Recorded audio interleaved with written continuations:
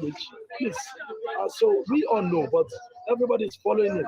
But anyway, be it as in a bee, it's just there. Jagaban, the man that knows how to use money to control a lot of people. And perhaps the reason why he's succeeding in government today is because he uses money and he uses wealth. He knows how to use money to entice everybody.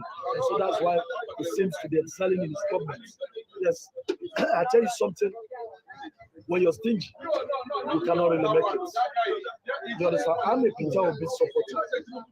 I support him to the end. But I used to tell people the reason why Tinubu is succeeding in everything is because he's a giver. Not really a cheerful giver.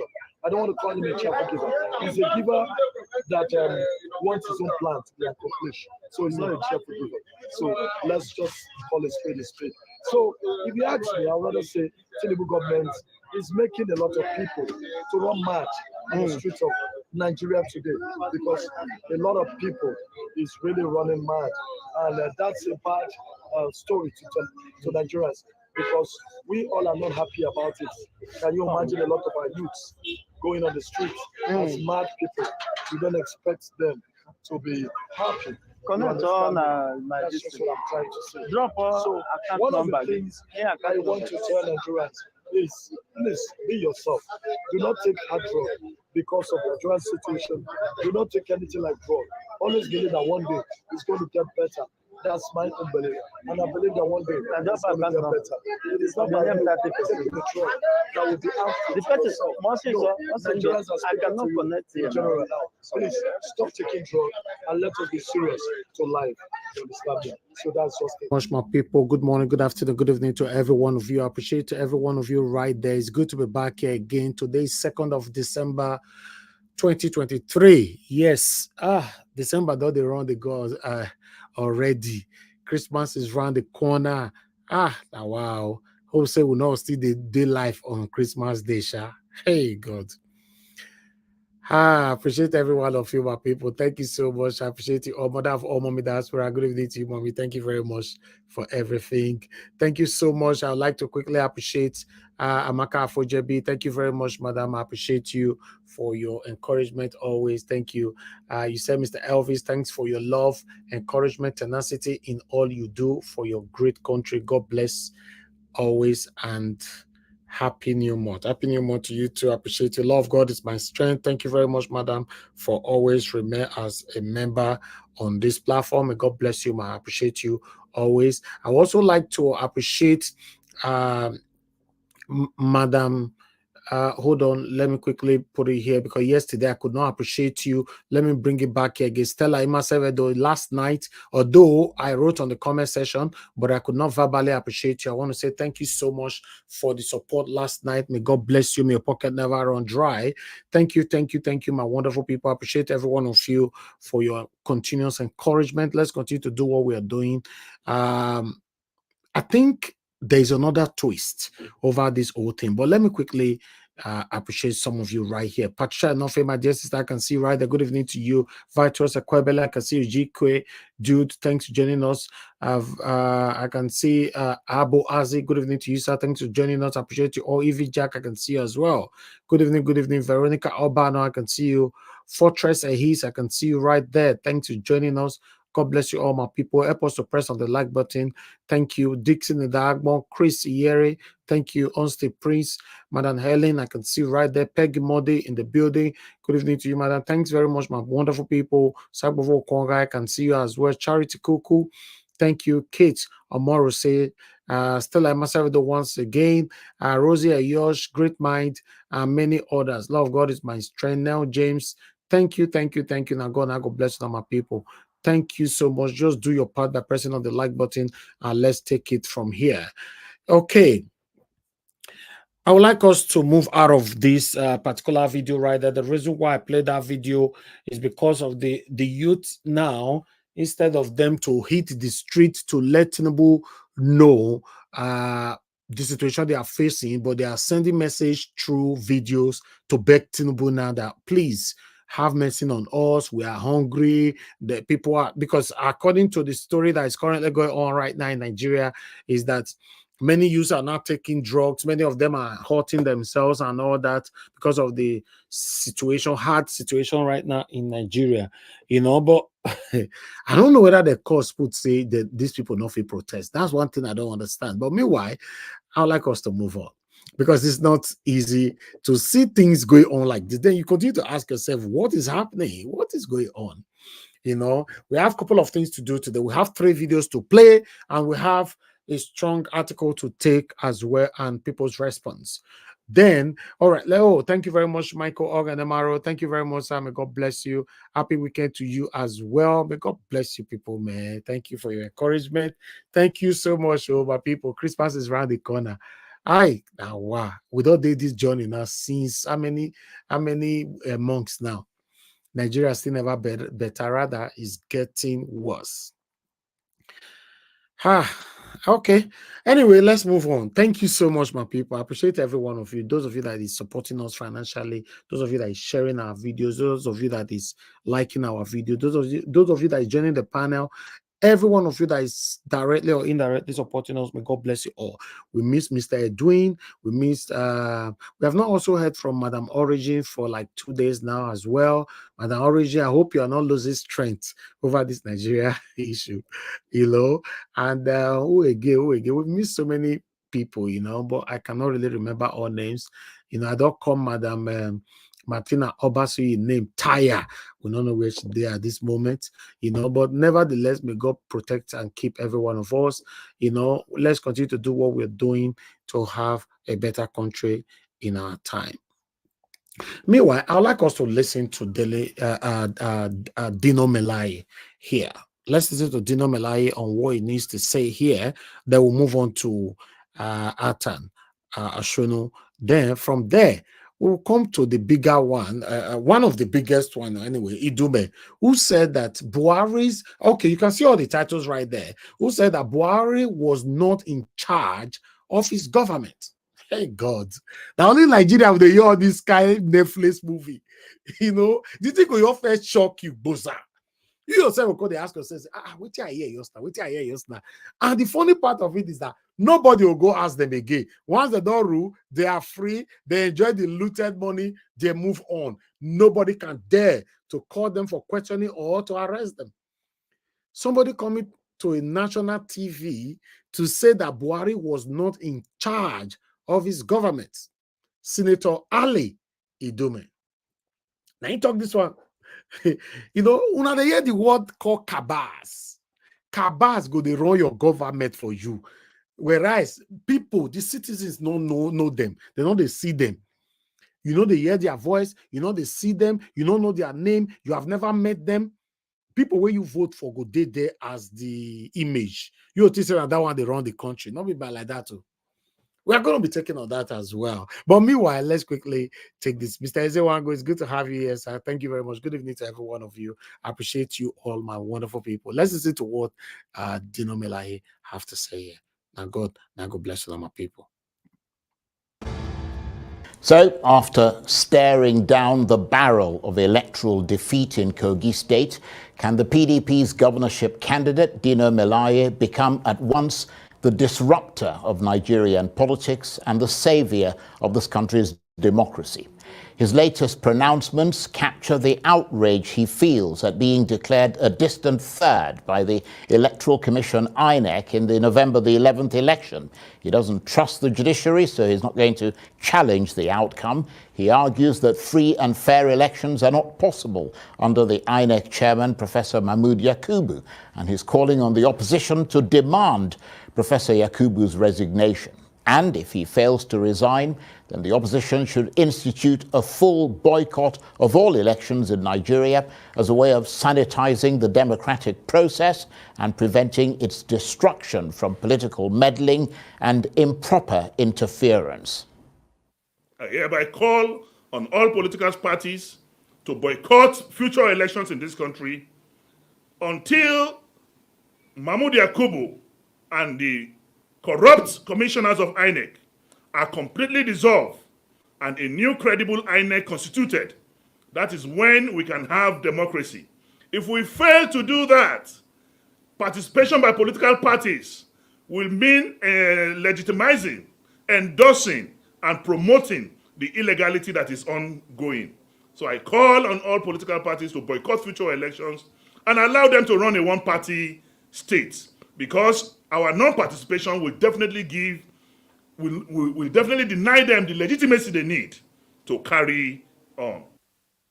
Dino Melaye, rather hard-headed and defiant message from him there. So how much pace is his call for a boycott of elections gathering? With more on this, I'm joined now in the studio by the governorship candidate of the People's Democratic Party in Kogi State, Senator Dino Melaye. Thank you very much for coming in. Yeah, it's my pleasure to be here again. Just tell us again why you've decided to make this call. Yeah, first one will say that we are actually living in perilous times. We are living in times of vicissitude, times of vacillation. Democracy is supposed to be government of the people, by the people and for the people. But what we have today is greediocracy, government of the greedy, by the greedy and for the greedy. And the umpire that is supposed to be the transparent referee automatically have become INEC, and the judiciary have become departments or appendages of the APC. I did an elaborate elucidation on INEC, and it is impossible for us to have credible, free, fair elections under the morally and ethically challenged national chairman of INEC, Mahmoud Yakubu. It's not possible for us to have a transparent election, because we thought after the satanic manifestations of the February election, we thought Mahmoud Yakubu will become born again. We take opportunity to redeem the image of INEC and himself with the November 11 elections. But automatically it became more brazen. It became more nefarious. And the system adopted, especially in Kogi State, is legendary. It's never been seen in the history of this country, where results manifested even before the accreditations of candidates. And we know that these sensitive materials are supposed to be within the custody of INEC, the central bank. So how is our naira and money safe with the central bank when sensitive INEC materials are not safe with the central bank? Because the results we saw on the streets, the ballot papers that were being completed even before the elections, were supposedly to be in the custody and safekeeping save of the central bank. Development is the bane of our democracy. What we see in courts today show that for democracy that is supposed to be, the courts that is supposed to be the last hope of the masses, as actually now the last tormentor of the common man. I have examples. For example, what happened in Kano?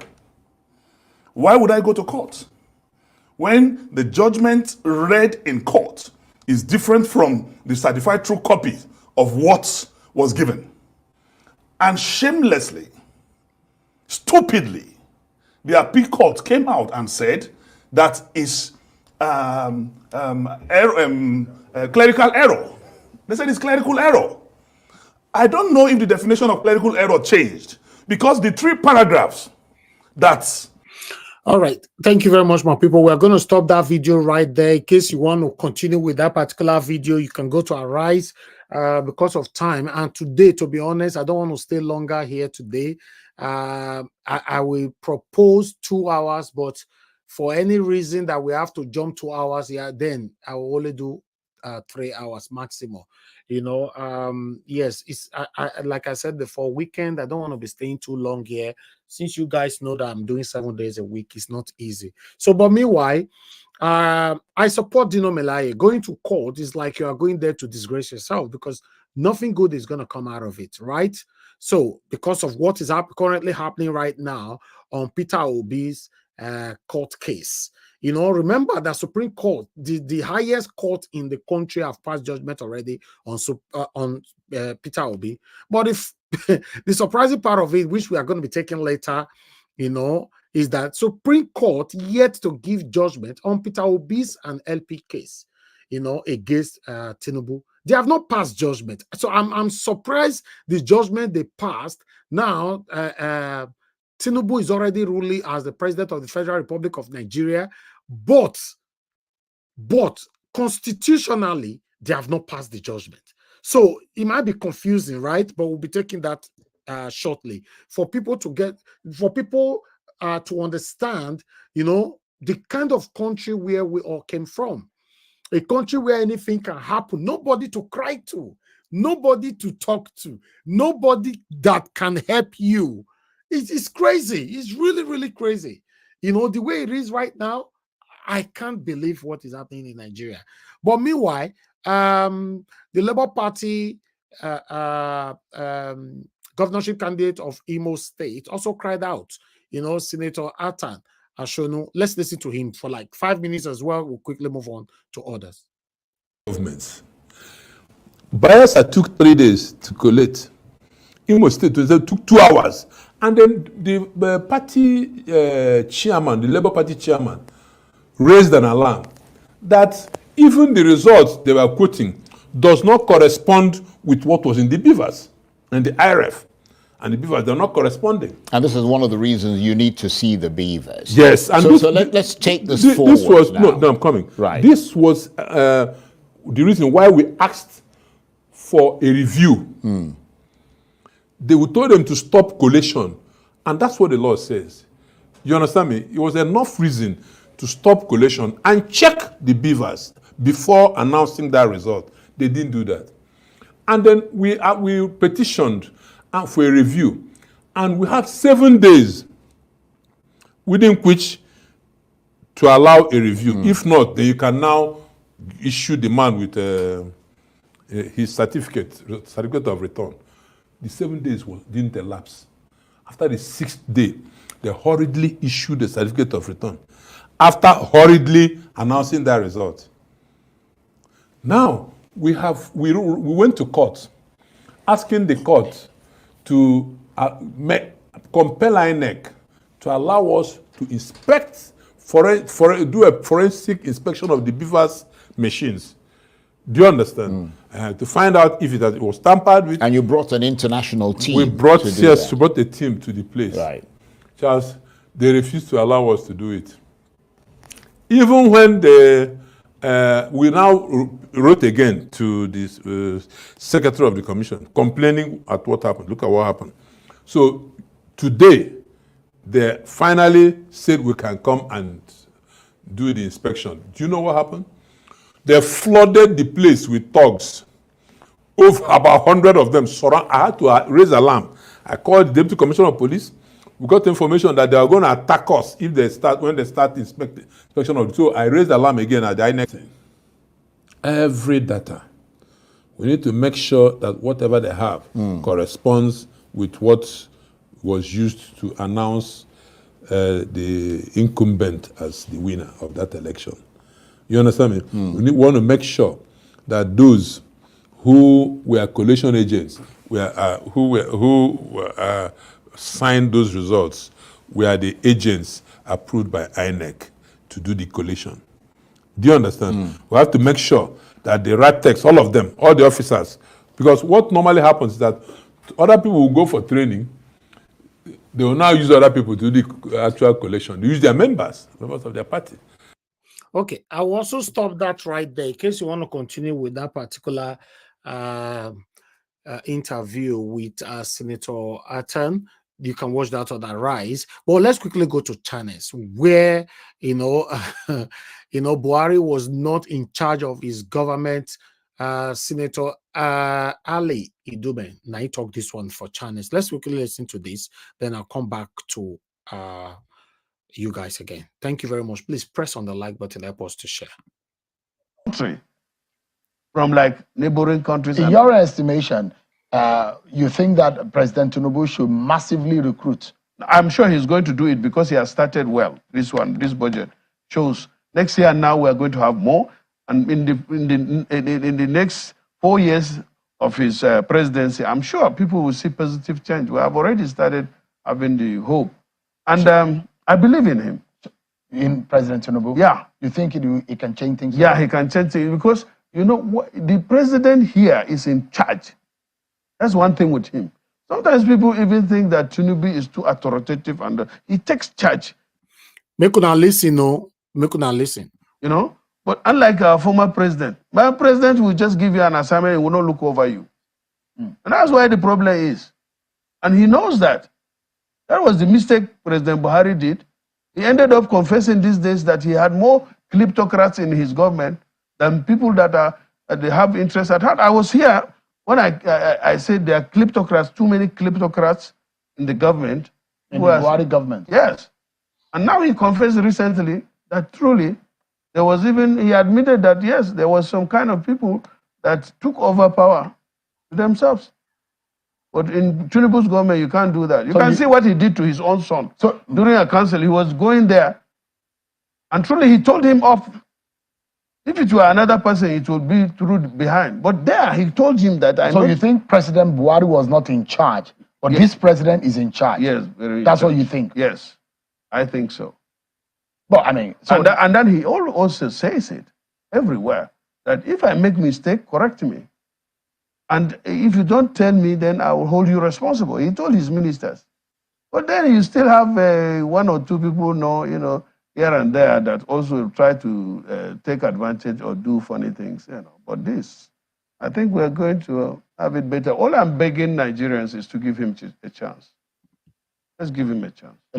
There's a lot of suffering in the land. Yes. And that is a very hard message to sell. But all Nigerians also agree that some of the hard decisions is something that need to be taken. You can imagine what we saved from the period he had just announced abruptly that, look, this is all subsidy something, no more. Like a very good friend, Goswell Akpabio, said, that the pain that we're experiencing is going to be like the pain of the childbirth. You agree with him, though? Yeah, I agree that it's not something like that. I agree with him on that. And also it's something like, Nigeria was sick. It's like malaria. You need to take chloroquine, very bitter, But after some time. Okay, let me come in here.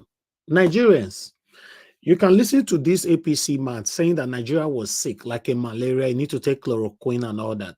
But Nigeria was sick under the same APC, right? And these people that is complaining right now that Nigeria was sick, they are also the same APC. And as of today, none of the previous administration is in prison, apart from Emefiele and the EFCC boss that is already been released. You see, these people, they are just dribbling themselves, thinking that, we Nigerians, we don't know what we want. Although that's what it looks like. To be honest, that's what it looks like, because when somebody continues to tempt you and treat you like a fool, and you yourself continue to behave like a fool, they will continue to treat you like a fool. That is it. Because normally, if Nigerians were reacting, people like this cannot come on the national TV to tell us that Nigeria was sick. It was like a malaria, right? We have a long way to go if we continue like this. You even get heightened level in, when you are treating malaria. But if you don't take the treatment, they can kill you. You understand? So I think it's good that the president took that kind of a decision. And I'm happy that he has a good team around him. So far, so good. You look at the recommendation of UNESCO, for example. Okay, I'll stop that one right there. We are going to have a quick twist, an update on the ongoing demolition in Lagos. We've have somebody now who came in from FHA. His name is Mr. Akintola, saying that there was no building approval for the buildings they have demolished, they have brought down so far.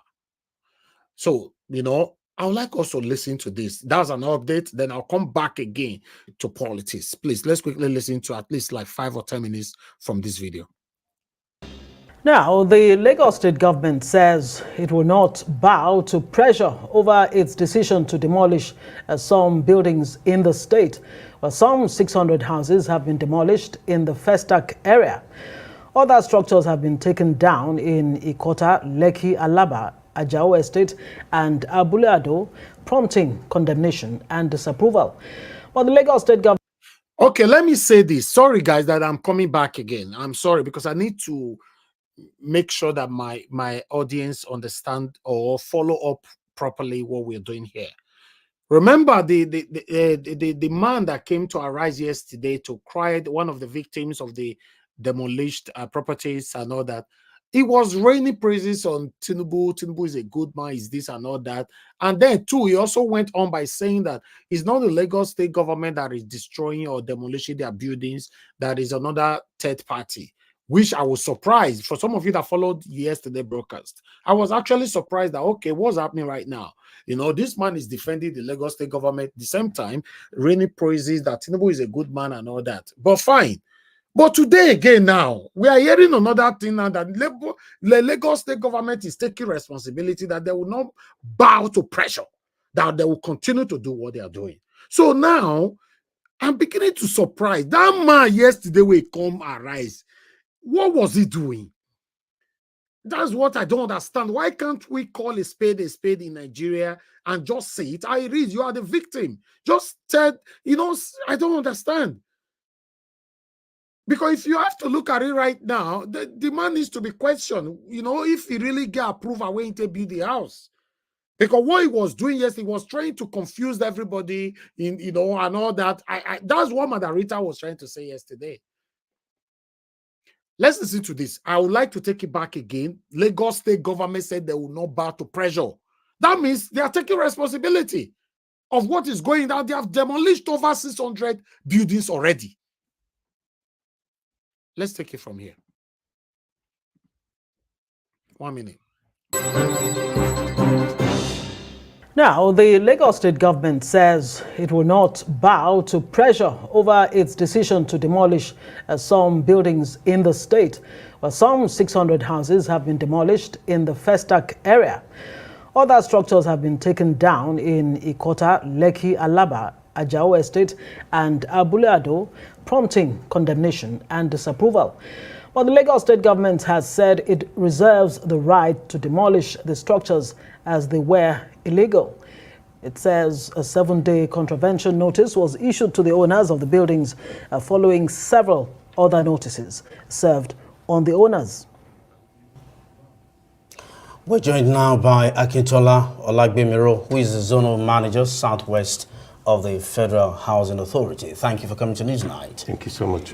Now, are you aware or are you bothered that this incident has been generating some ethnic colorations? Well, I am bothered because of what people are saying. And whatever it is that FHA is doing has got nothing to do with ethnicity. What we deal with is buildings. Even the purpose of FHA is to provide houses for everybody, every Nigerian, no matter the level. So talking about this aspect of, you know, sectionalization or whatever it is, you understand, bothers us in the sense that this is not the true picture of things. What exactly is the true picture of things? Because we're hearing that the FHA, the Federal Housing Authority, has plans to pull down 677 buildings or structures, if you like. So far, 600 gone now. 600 gone already. What exactly is the basis of these demolitions? You want to help us understand why there's a need for these buildings to go down? Okay. First, maybe I'll go into some of those reasons then before we go into some other little details. Absolutely. I would like you to actually take a look at this. These are the situations that you can see, you know. This upper part, these are all areas that are leading to the canal. While this If our cameraman can capture that very quickly. And while this lower side is actually blocking the canal completely. So when you look at this, you understand, these are just some of the reasons. And then a lot of people are building on major roads that were already being told not to. We were warned. Were they told not to verbally, or were they told officially, documentation? There are documentations to that aspect, ma. Right. Yes, there are documentations to that aspect. And okay. Right. Yes. That's fine. Okay, so this shows, flooding going on. You know, it just speaks for itself. Right. Poor drainage system leading to flooding within the estate. Another set of buildings that were not taken into consideration because all of them, there's no building approval. Right. Nobody supervised those buildings. And these are areas where Festac also grew up from. And when you look at the level of foundation and even the level of the roads, these are things that are necessary to be put in place in these areas. But the question Nigerians are asking, Tolu, is how on earth is it possible that the structures would be built, I mean, from the foundation, from clearing to the foundation, to getting to lintel level, getting to, I'm sounding like a builder now, getting to the very top, to the point where people move in and begin to live in those structures? Yeah, first things first, FHA has a land which was acquired by the federal government, which is about 2,024.6 hectares. First phase of hectares was built in about 530. The other phase is supposed to be built in the same manner by way of concession and building roads and all the necessary infrastructure. Then the issue of all these families going to court injunctions and all that. We've had that severally over the years. Over the years, which forestalled a lot of things. FHA followed the court rules, making sure that, okay, let us stay off as we are asked to. But these families did not. They were actually selling land together with all the other estate developers there, more or less like land grabbing and selling to innocent and unsuspecting people. Okay, Yes. Another question that people are asking, and which has been fueling in any case, the ethnic coloration and all other ramifications that have been introduced to this matter is, why now? Because they're saying it's because after the elections, a particular ethnic group didn't vote for the governor. That's why they're beginning to do this. So why at this point? Well, just again, this has been going on for many years, where FHA has moved into some of those buildings, some of those sites, trying to stop people from doing what they need to do. What they have been doing. How far back? Sometime, in fact, as far back as 2017, 18, and even at 2018, we started discussing with the Lagos state government. And in 2019, with one surveyor, I can't really remember his name right now, of Lagos state government, we went in there to even mark some of those houses for demolition as far back as then. Somehow, all these court injunctions just kept on coming in. But in 2021, when the management, right now under the leadership of Senator Gbenga Ashofa of Federal Housing Authority, came in and they saw that the level of encroachments was quite a lot. And what is happening, that is as if we have gone to sleep. Let's be realistic. But nonetheless, it doesn't mean that we shouldn't do what is right. Now, when you look at, at that time, we got all our approvals, of course, from the authority and all our management and the board. And we moved into site and we started demolition. And we said, look, the number of encroachment here is quite enormous. And the reason being that even when our people used to go as far back as those times that I was talking about, honestly, a lot of them were beaten, taken to hospital, and all that by the thugs that were being, that were being used to attack our staff. And when you look at some of these things, even when we go with some of the security forces, you understand, somehow they had to repel. So that no lives will be lost. Let's be realistic, you understand? Number one, the property owners, especially the one we had here yesterday, actually claimed that there was no notification whatsoever, that their structures were going to be pulled down, that they were given only hours, as a matter of fact, before FHA swooped in with as the demolition man. Help us understand that aspect. And when you demolish these structures, is there any plan for future developers to still build on the same, sites that are being demolished? First, let me go to the part where you have said that the person claimed they were not given enough notices. Yeah. In 2021, when we did the first demolition, we were asked to stop so that we could actually look at the situation of things. and use what we have on ground, especially with our town planners and of course our surveyors, to be able to save as much as we can from this development. Because how do we go ahead and demolish over maybe 12 to 15,000 houses? It doesn't make sense. It doesn't. Everybody is going to be against FHA because that's what we're supposed to be doing. So what we try to do is, and what the management actually introduced was what we call the VRR, which is verification, ratification, and regularization at the end of the day, of course, after whatever fees that they're supposed to make. But nonetheless, these people went in and still continue to build, even after telling them that they should please stop. So in 2022, in April, we flew a drone over the whole of Festac. The whole of Festac. We took permission from the 9th Brigade, you understand, to be able to do that because it's illegal for us to do it without their consent anyways. So we took that so that we could have a clear picture of what is going on. Honestly, I'll show you so that you can also take a look at it. This is what we found. Okay. I don't know if you can see what that. Can we exactly what Cluster. can we read? Please. Right. Yes. Cluster. Okay. All encroachment. Encroachment illegal.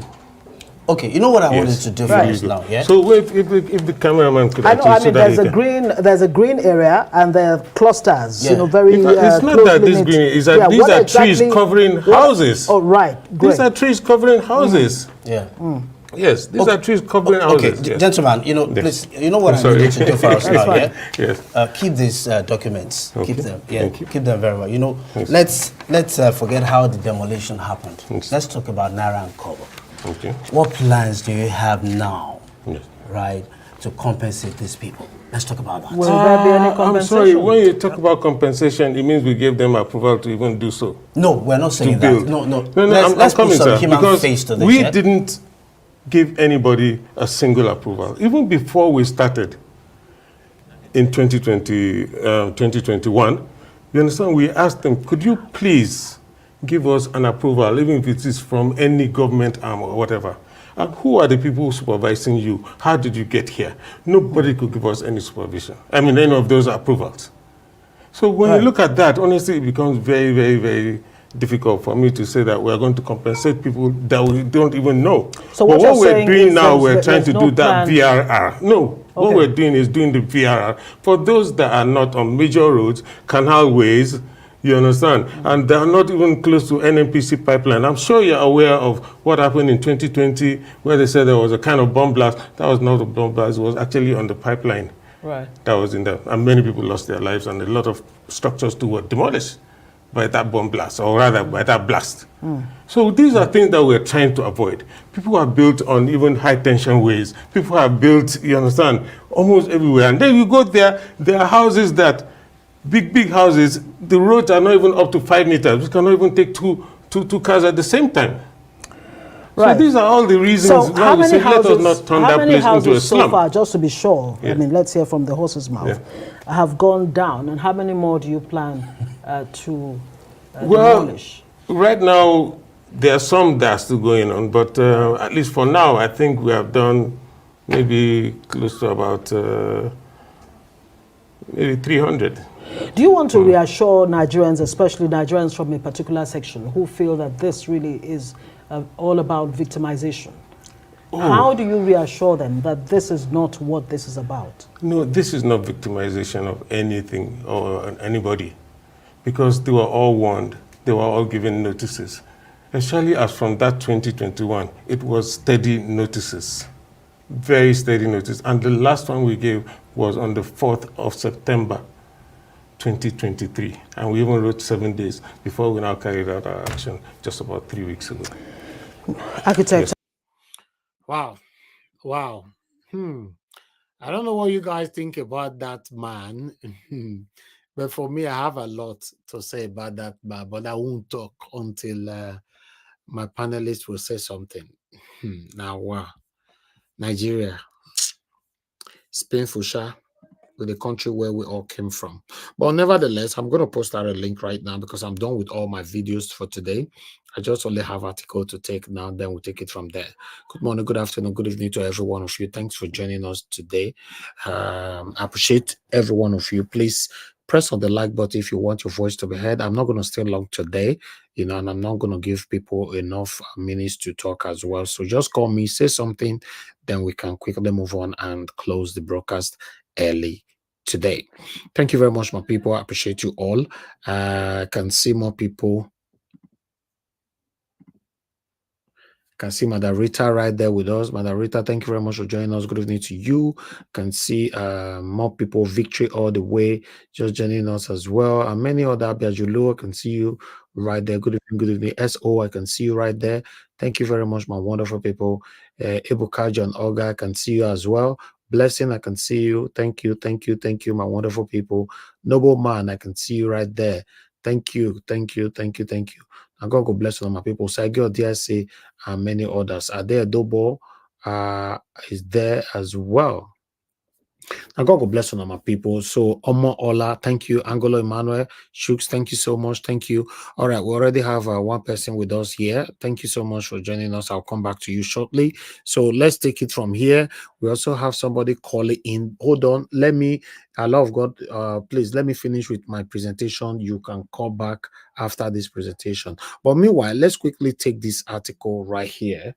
Let's take this one together and so that we, concerning Mr. Peter Obi, over the judgment, the Supreme Court judgment, the past in favor of Tinubu. As you can see right there on the screen, Supreme Court didn't deliver judgment in Obi's case against Tinubu. LP cries out. Okay, let us quickly take this one together. The leadership of the Labour Party on Tuesday raised the alarm that the party and its presidential candidate, Mr. Peter Obi, had yet to receive the a certified true copy of the Supreme Court judgment that affirmed President Bola Tinubu as the winner of the February 25th poll. It claimed that the Apex Court did not deliver a judgment on Obi's case against Tinubu, describing the situation as embarrassing and depressing. The Apex Court had on October 26 ended the 171 days legal tussle with the rejection of the election appeals filed by the Obi and the People Democratic Party counterpart, Atiku Abubakar. But meanwhile, I'm just going to stop this. Let's quickly go to other article here. I just wanted to bring that in so that you guys will understand. So I'll put this one right there. As you can see, this one is coming from Sarah Abraham. He's saying that Nigeria Supreme Court yet to give judgment on Peter Obi's and Labour Party's case against APC, Tinubu, Chetima, and INEC. Up till today, no judgment has been given and no CTC has been provided. The lawyers of the Labour Party and Peter Obi have been told by the Supreme Court that there is no CTC available yet for the case, and that shouldn't be. This means that no judgment was written by the judges. So they just came up and passed judgment just like that, according to what we have right here. But people have reacted. People have reacted to this. As you can see from the same series, saying exactly they don't want a reference of the case. They must produce that CTC. But other person is right here, Pierce. From the day of the ruling, I already knew there would be no CTC because of the judicial rascality they brazenly displayed. They are too ashamed to put what they were paid for in black and white, hopeless criminals. While we have another person here, Don Ajalakbo, saying, so there was no judgment then. The Supreme Court judges thought it is like before when no one cares. Okay, now we have Jude here. Jude is saying, plus the case is already time-barred to deliver a fresh judgment if there is currently no given. And that is the highest court in the land. Whereas do you appeal to when the Supreme Court is confused? If this ain't a constitutional crisis, not sure what else it is. Then we have Uche, who is saying that Supreme criminal indeed. They will not run away from this one. We must have that judgment, its post entitlement, and everyone's else. Okay, we have another one here. Saidu saying this, isn't this supposed to be a right? Why are we not protesting already? That's a question. Why is everywhere so quiet, Sarah? Yes, I don't know that they be a parlor right now. And Ajay said the judiciary has failed Nigeria. Why we have another person here, Oluma Yowa, said valid reason to protest. Obi is too gentle. Okay, we have another person, Ebere, is saying when it was alleged or rumored that a former minister and member of the cabal of this present regime was busy writing judgment for the tribunal, we thought it was a joke. Now, see the missing judgment on LP's case and scandal at Kano. Then we have another person here, Generation Football, saying promoting illegality, it is demeaning the country we found ourselves in. While FG Studios 247 say, we are waiting for them at the junction. They can't hide from this. The CTC must be produced. Why we have another person, which is the last one. Saved by grace, is saying, if there is no CTC, how did the judges arrive at their judgment? The same question we may ask. I said this before. There is something hidden inside that shabby, shoddy judgment. My people, as we they speak, so now another episode one your head. So there is no judgment on Peter Obi's case.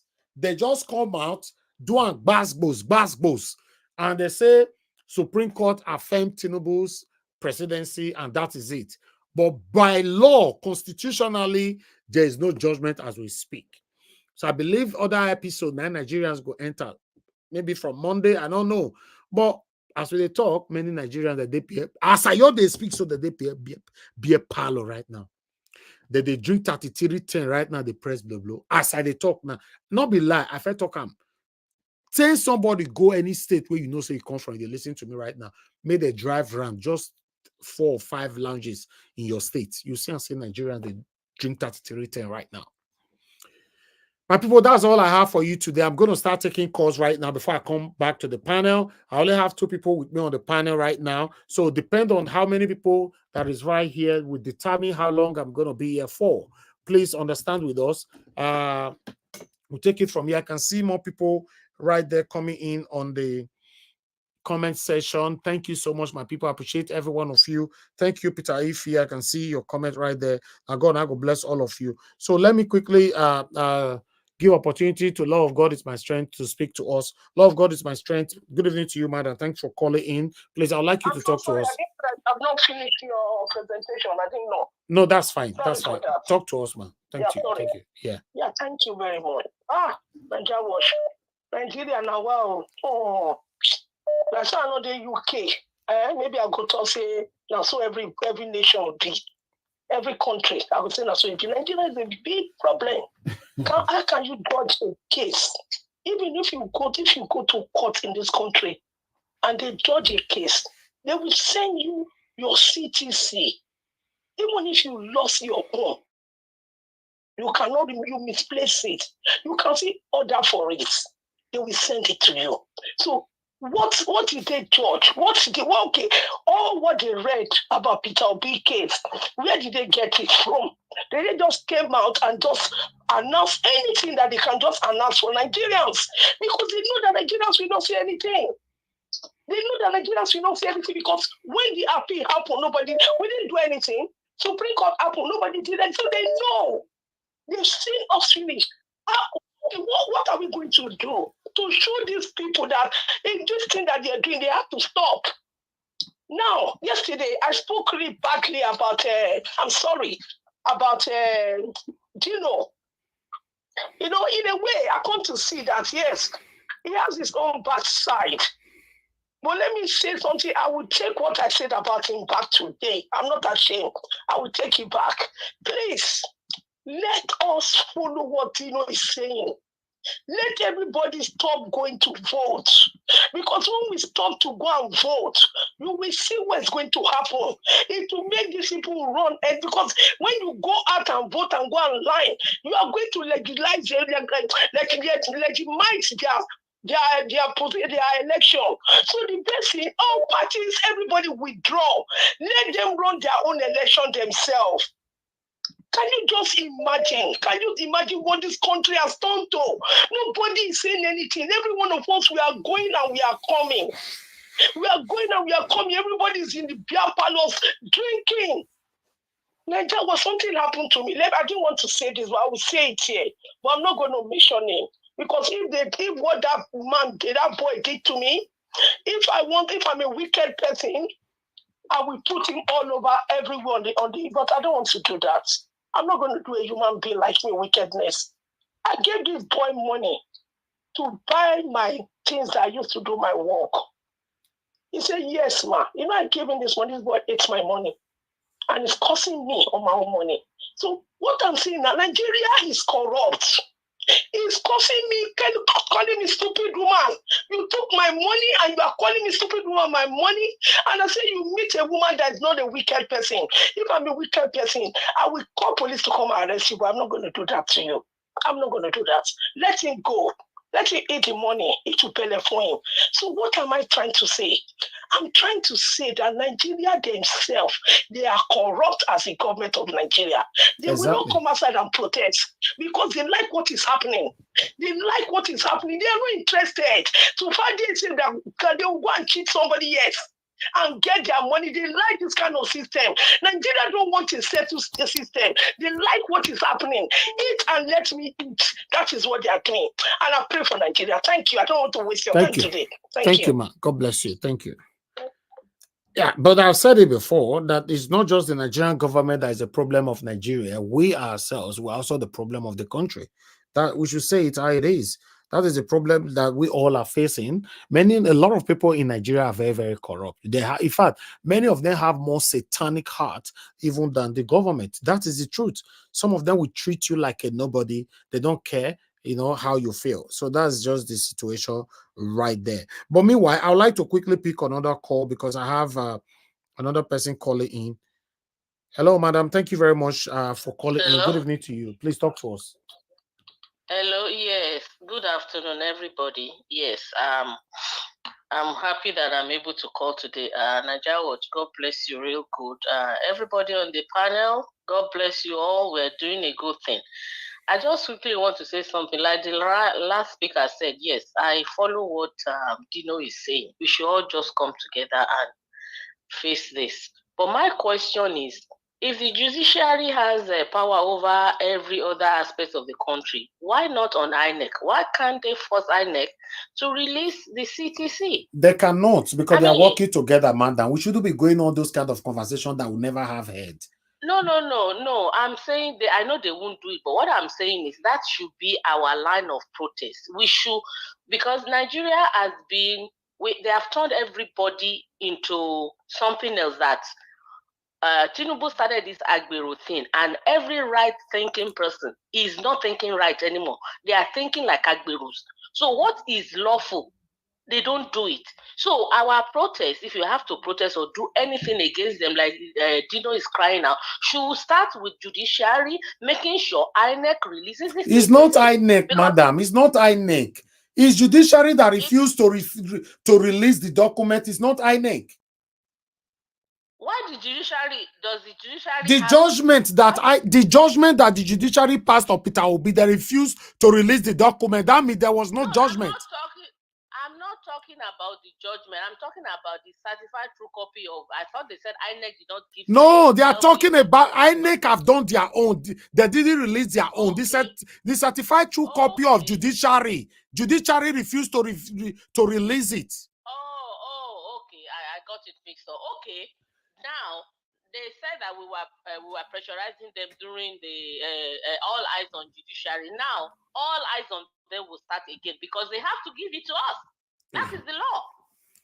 We have to start from somewhere. If you have to go on social media and start put all eyes on the judiciary, release CTC. They can't say we are pressurizing them on that if you are asking them to give us what belongs to us. Release CTC. Be transparent. Let's do this. We can join, we can start like Dino is going on there and somebody starts too, because I'm over here, I'm not in Nigeria. So we can start something like that on social media. Say, judiciary, we want our CTC. We don't have the judgment. I mean, they're not going to crucify us for that because we are asking for what belongs to us. Why would they not be transparent enough? They claim to be transparent to release the CTC. We need to get it. We have to start somewhere. We know that Nigeria is just so different from other countries. I don't even know what to say. Thank you. They get you so angry. You say the wrong thing sometimes. Thank you, madam.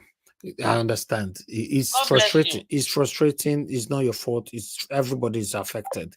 You know, the INEC refused to release the CTC. Now, judiciary also refused to release their own CTC. So now, who are we going to cry to right now? You know, we all are saying that we should go back, like according to Madam Olana, saying that we should go back to this social media and start writing all eyes on judiciary. What about the people in Nigeria? Which work did they do? They not enjoy this whole thing. Me, I don't understand though. Anyway, good evening to you, your name and where you calling us from. Hello. Hello, sir. Your name and where you calling from, please. Yeah, this is Mr. Johnson calling from Turkey. Okay, thank you. Can you hear me? Yes, sir. Thank you. Good evening to you. Yeah, I read your headline. But to me personally, Obi is to be blamed in this matter. Obi is I don't want to use the word too weak.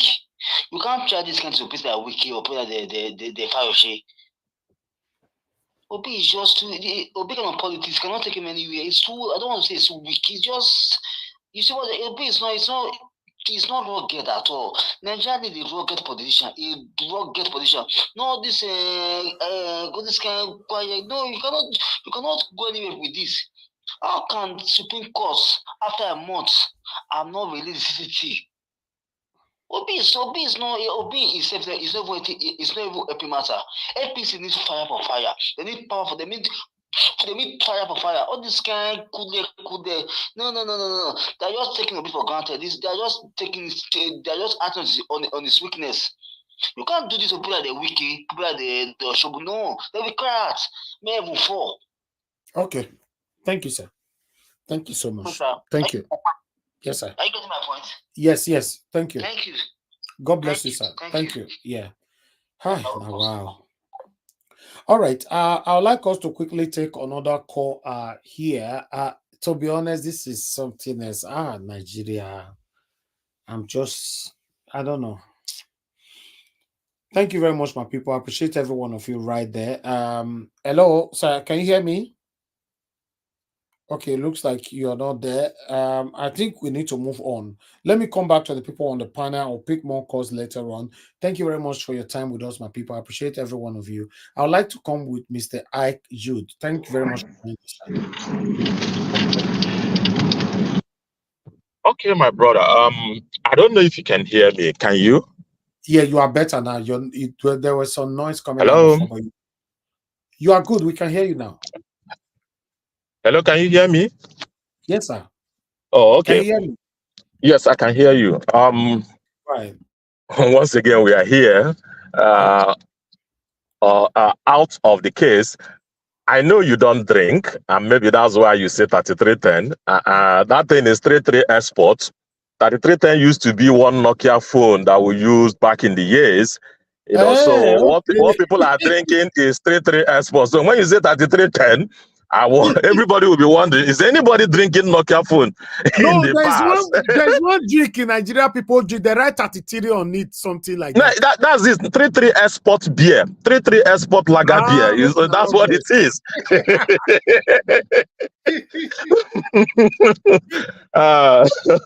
So my brother, I just brought this thing out, just for us to laugh over it. About this, the case in Nigeria is very serious. There is no way, there is nobody to run to. Because how would they write a judgment? Do you know how long it took from the time P2B submitted and the lawyer submitted their case and when Supreme Court came out with their judgment? I think it was 4 days. think it was up to 1 week. How could the Supreme Court make judgment within that short time? So this shows us that we just submitted that thing and they trashed it. They put it in a trash and then read out one judgment and say all of that judgment applies to everybody that came to bring their case to the Supreme Court. In fact, it will be, this guy is bold enough. We are even talking about the one he did in the tribunal. He is still coming to the Supreme Court. Maybe that was what they did. Then we are here screaming. That was how we screamed when we wanted INEC to give us CTC. Eventually, when they gave us blank results, stamped blank results, still the tribunal said that, do you expect us to go and bring evidence for you? Then where is your own evidence? When the person that is legally entitled, that is supposed to have the evidence, did not give it to you. So even this one now, after 1 week or 2 weeks now, all of that will go. I watched NADECO and what they are planning to do. I think we also will be looking in that direction. We'll be looking in that direction. NADECO has plan. NADECO has plan for us to find a way to unseat this illegal government. Because if this government was not elected by the people, they would never work for the people. They will never work for the people. So we'll stay here every day. One policy or the other will come out and they will all be anti-people. You saw that FCT administration brought buses that were abandoned in China, and they brought them and they're painting, respraying them to green. You saw the arcade that Wike wants to go and build. You saw the vice presidential lodge that he was defending, that he wants to do with 15 billion. All of those things, none of them will be for the people. The earlier we realize it, the better. If you are waiting till 2027, I don't know how many people that will be alive till then. With the way this government is going. With the way this government is going, by that time, everybody will even be too weak and tired to even stand on the street to march. So this is the best time to do it. So this is the best time to queue behind NADECO and other well-meaning civil societies that have action plan on how to get this thing, get this illegitimate government out. Because if we think we are outside and it's not going to affect us, no way. Whatever that is happening in Nigeria is affecting every one of us that lives outside here. I'm telling you the fact. It's affecting us. Because when they call you, I knew somebody that said he could not sleep for about 3 days because of the things that happened in Nigeria. And meanwhile, he's in the US here. But he couldn't sleep for 3 days. So if Nigeria is good, it's good for all of us. If Nigeria is bad, it's bad for all of us. I also had a chat with some military guys, and they said that they are not, the last thing in their mind is to do anything to bring down this government. Because most of their leaders are all been settled. They are very comfortable. There is no administration, not even a military administration, that have enriched military the way the last administration and the present one has enriched the military. If anybody is enjoying such wealth, not worked for, will come tomorrow say they want to help rescue this country. So it's all in our hands. If the youth want to do it, do it, not everybody. This is just 6 months or thereabout, and everybody is crying. When 1 year come and 2 years come, you will see what will happen.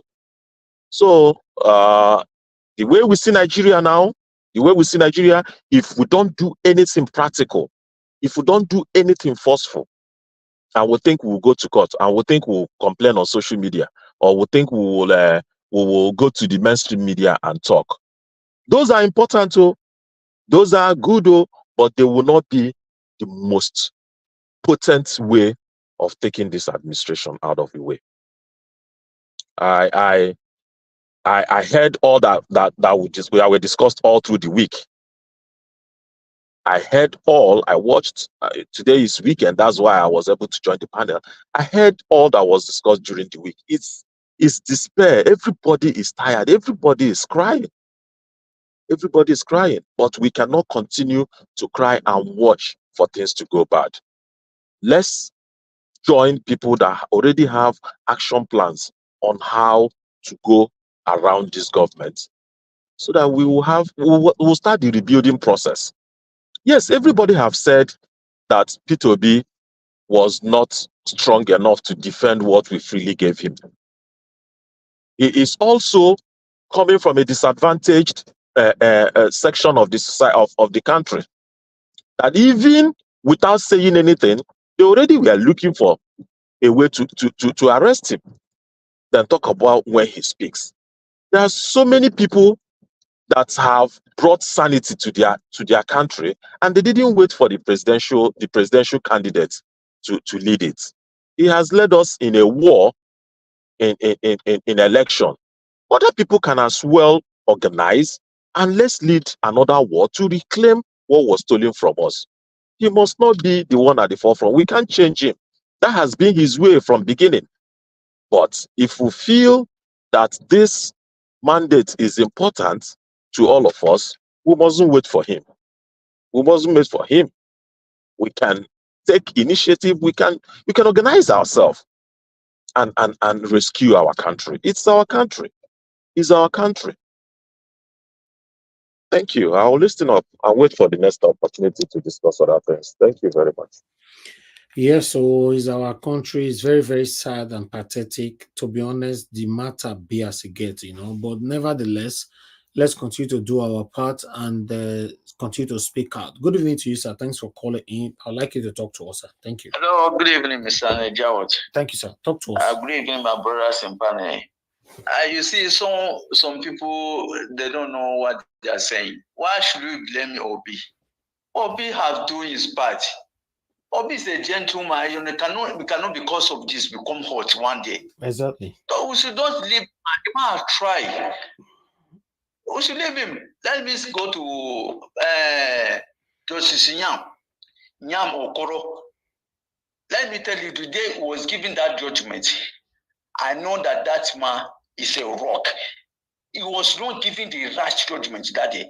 When he reached the stadium for B, he will say, B, this is the same thing, he will jump up. Or B, say, B, this is the same thing, the right is the same. Or B has a different case. What the president, what he presented to court is different to Achiku on. You can't join them together. They just do cover up. They just cover up. Those people are rock. I am telling you that my heart number is a good judge. He says that people are calling his name. Now Nigeria should leave his name. That are abusing him. Why Nigeria should not abuse you? You are a rock. You are army robber. Army robber is better than you. Believe me, sister, army robber is better than him. That man. That young Okoro. Believe me, sincerely, oh God, I don't want to say. It's a wrong person to be in Nigeria. You're not supposed to be in Nigeria. Look, those people, they are teaming up. This is a gang of crooks. This is a regime of crook. Regime of armed robbers. Believe me, that man, anywhere I see him in this place, in this Abuja, or anywhere at all, I will stop that man. If he's inside the car, I will stop him. That man is a rock. He lives in society. That man has nothing to offer. But I say they were supposed. If they like, they should go and write our judgment and CC and give us. If they don't give us, they should hold it. One day we are going to get to them. Anywhere they like, they should hide. He said Nigeria should leave him. We are not going to leave him. We are going to get him anywhere. Goodbye. Thank you. Thank you, sir. Thank you very much. God bless you. All right. let me leave callers for now. Come back to the panel. And God bless you, my people. Help us to press on the like button. I can see Boss Ville, Empire TV. Thank you very much for joining us. Good evening to you. I appreciate you. Thank you so much. Mr. Jonathan, thank you so much. I would like you to talk to us. Good evening to you, sir. Thank you very much, Mr. Elvis. Thanks to everyone, all the panelists and everyone on the comment section. I wish everyone a happy weekend. Thank you. I just want to, deal with two subject areas. The Supreme Court judgment, without, not coming up or producing the certified true copy of the judgment. I believe on this platform yesterday, Mr. Elvis, I know you are aware, I dealt on it yesterday because I believe you presented it also yesterday, and I dealt on it. And it is still where we are. We're not moving forward yet. And I said that for me, for the Supreme Court not to have released the judgment, the copy of the judgment, is a testament to the fact that the judgment itself was not their own judgment, and that there are discrepancies in the judgment, that now what they are doing now is plotting the cover-up, plotting the way and the manner at which they will cover this mess up. That is what is going on now. At the end of the day, we all be here. They will come up with their defense. All that is going on now is the plotting and strategizing of the cover-up, because it is clear already that there is a mess-up, a total mess-up of the electoral jurisprudence of Nigeria. Because there is no way you can deliver a judgment. Because the day you are delivering that judgment, you are reading it. You are reading it either from a written paper in front of you, or you are reading it through, maybe in this age and time, either through an electronic device, either of the two. You are reading it. There is no way you can only stop and maybe expatiate on a paragraph or on a sentence or on a part of the judgment that you just read. You can stop for a while and make an additional statement. That statement that you are making out of your mouth is not the judgment. That one is not part of the judgment. It is the written one that is the judgment. Any person with any lawyer or any lawyer I wish they would come and clarify this. This is simple and straightforward. It is the written one that is the judgment. Whatever you are saying out of your mouth, you can say it all you like. It is not the judgment. The written one is the judgment. So where is the written judgment? Which will be the certified true copy. And I tell you now, they've messed up. They've messed up because they have to come up. It has to match. And also, remember, in this age and time, there are also recorded, or that on that day that they read, October 26th, they delivered that judgment. There are also audio recording of that judgment all over the place in the hands of people as we speak. Everything they said in that room that day, the audio recording is available. It has to match the certified true copy, word for word. If they are actually reading it from a paper, from a sheet of paper, they are reading it out with the audio. It must match. And I'm waiting for them whether this will be the case. I don't think so. That's my own opinion. I don't think so. With everything we've known about the judiciary, especially what has been happening in the last 30 days across different states, we know they embolden INEC in the first place. With all the shenanigans, we saw it.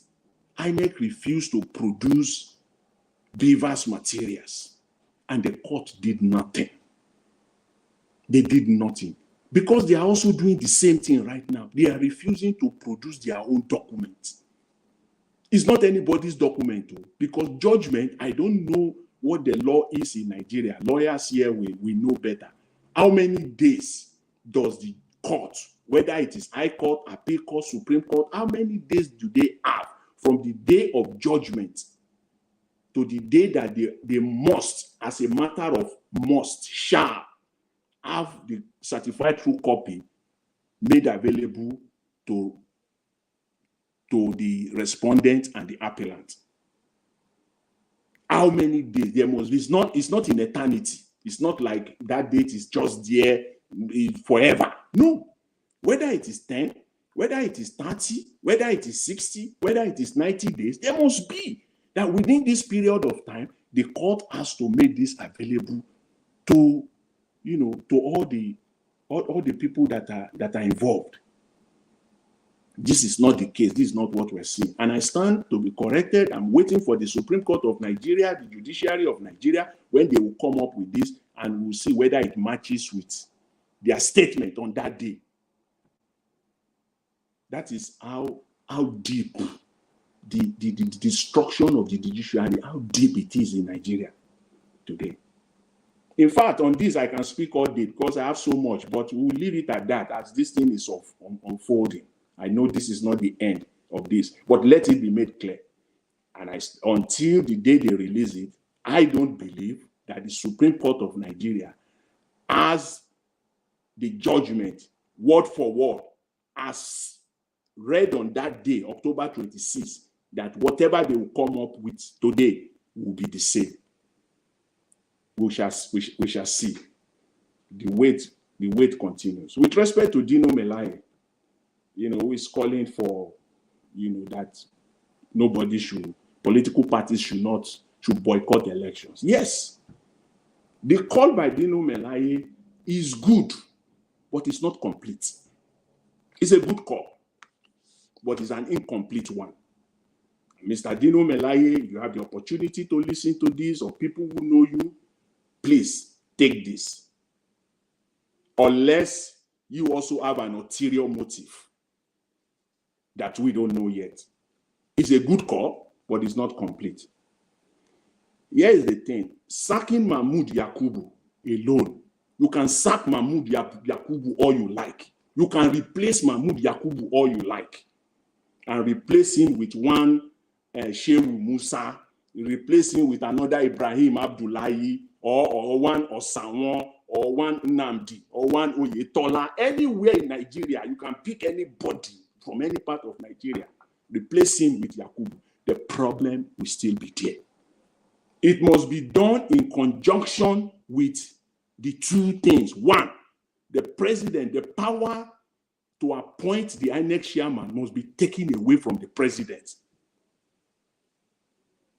The power to appoint the INEC chairman must be taken away from the executive, and the power to appoint electoral commissioners must also be taken away. Then we are talking.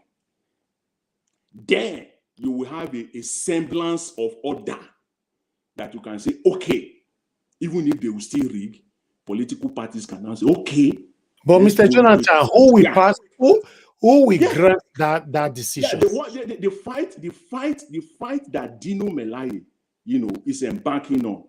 That fight must also they must incorporate these two must also be part of that fight. If they are fighting that, see, it's very easy for them. If they embark on this fight, very, very easy. You will see they will sack Mahmoud Yakubu. They will replace him. No problem. They will and everybody will start shouting, "Hey, Mahmoud Yakubu is gone." Please, we are no fools here. We are no fools here. Nigerians are not fools here. This is 2023. We all know the history of Nigeria.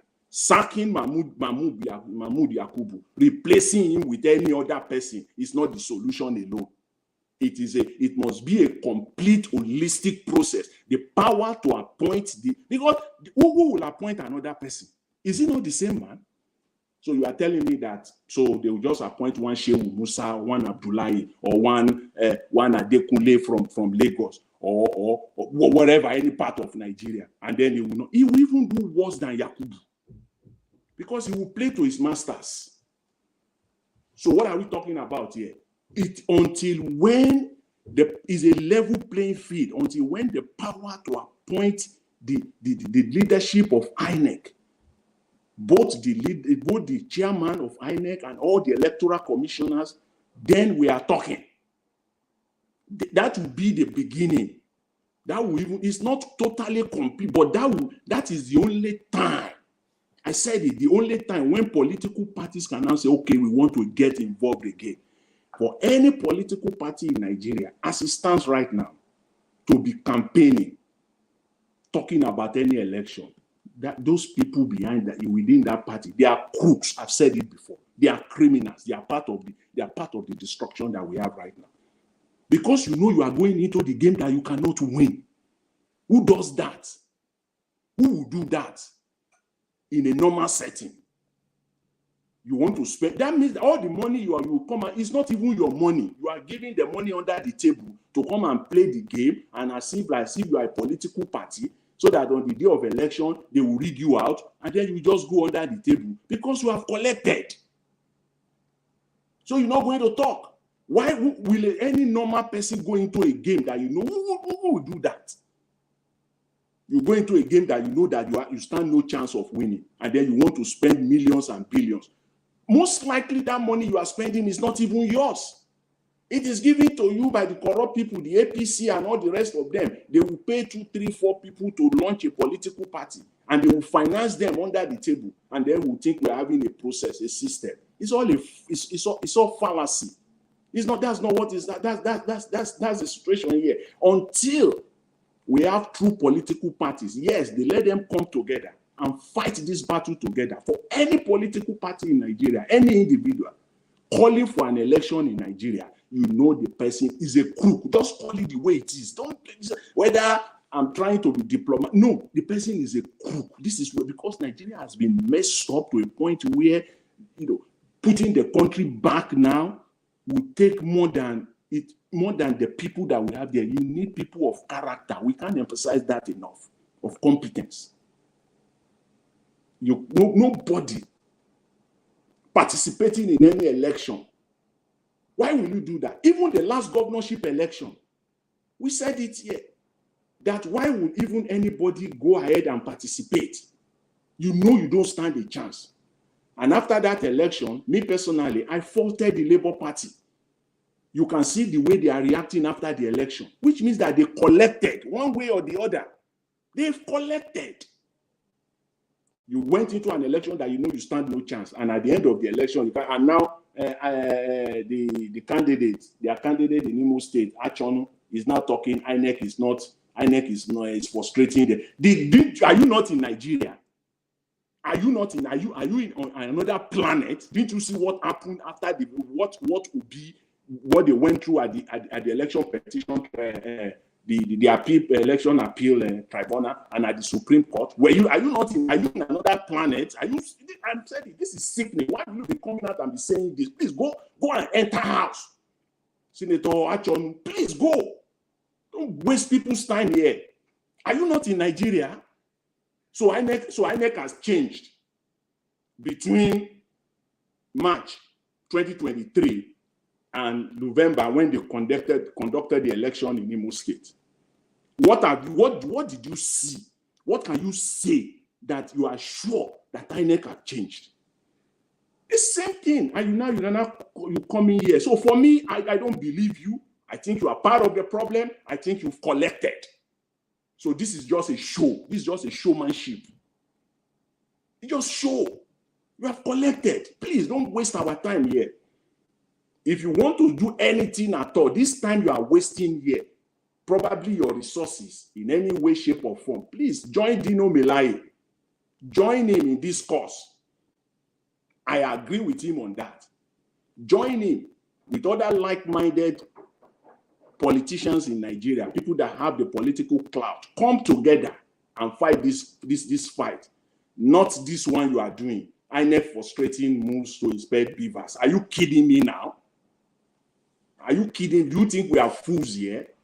Please, Senator Achonu, please enter house. Please don't waste our time here. Are you in another planet? Didn't you know what INEC did during the appeal of the election? The Labour Party appeal, the PDP appeal. How many times did INEC, did you even have a court order now? Senator Achon, did you have a court order? Please, if you do, please present it. Labour Party, PDP, they got a court order, presented it to INEC. INEC did not give them what they requested for. And at the end, even what they supplied was in bitter and pieces. Yes, they started throwing it on the table for them, like giving dog food. At the end of the day, you don't even stand a chance. What court order do you even carry? You don't have any.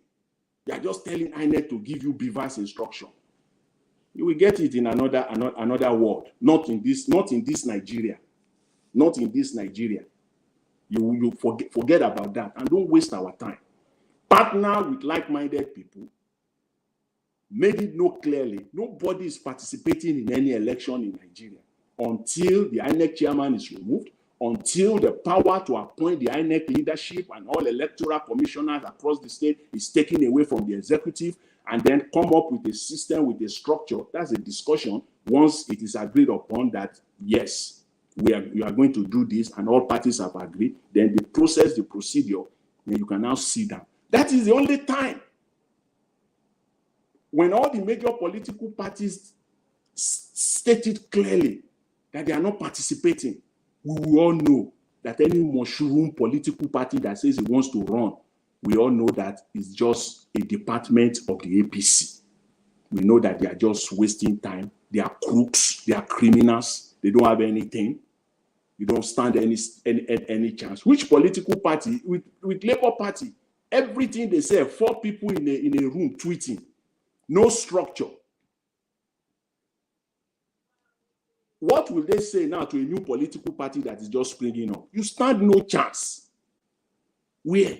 You won't even win one ward.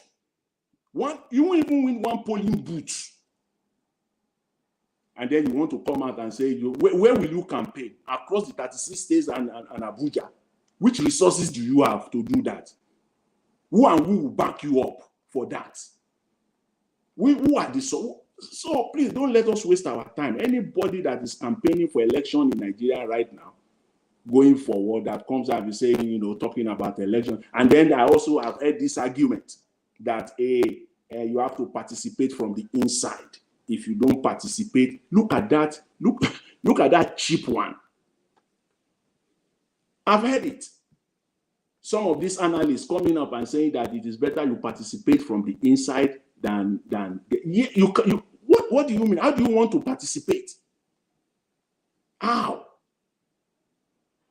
If you want to participate from the inside, even look at the present National Assembly as it's presently constituted, the Labour Party members that are now present at the National Assembly right now. Are they not inside already? They are inside. Are they participating? Definitely not. They are not participating in anything. They are not making any input, any positive input, even though somehow, somewhat, they are inside already. Because the system is faulty. The system is criminal, and until that is changed, we're going nowhere. So the call by Dino Melaye is a good one, but it's not complete. It's only part of it. Your call must be complete, holistic, complete, if you want to achieve your goal. I don't care whether they change Mahmoud Yakubu and they put another Shehu Musa there tomorrow. Please, it will change nothing. Nothing. It because he who plays the tune, he who plays the piper dictates the tune. So it is the president, the power, to appoint. Whoever he appoints is still going to be under the president. Is still under the president. Is still under the person, whoever that appoints him. Is still going to is going to listen to his beck and call. There's nothing anybody can do about that. Who is going to recommend the new person? Mr. Dino Melaye. Here are the questions we need to answer. Who will recommend the new person to be appointed? What are the conditions for the new, even though the constitution spells it out? But please tell us. If you can, maybe I want to give it to you. I want to kind of give this part to him that perhaps it was an oversight on his part. Maybe it was an oversight on his part, but we'll see in the coming days whether he actually meant it. But if he's just going around only campaigning, canvassing for the removal or sacking of Mahmoud Yakubu, please don't fall for that crap, Nigerians. Please don't fall for it.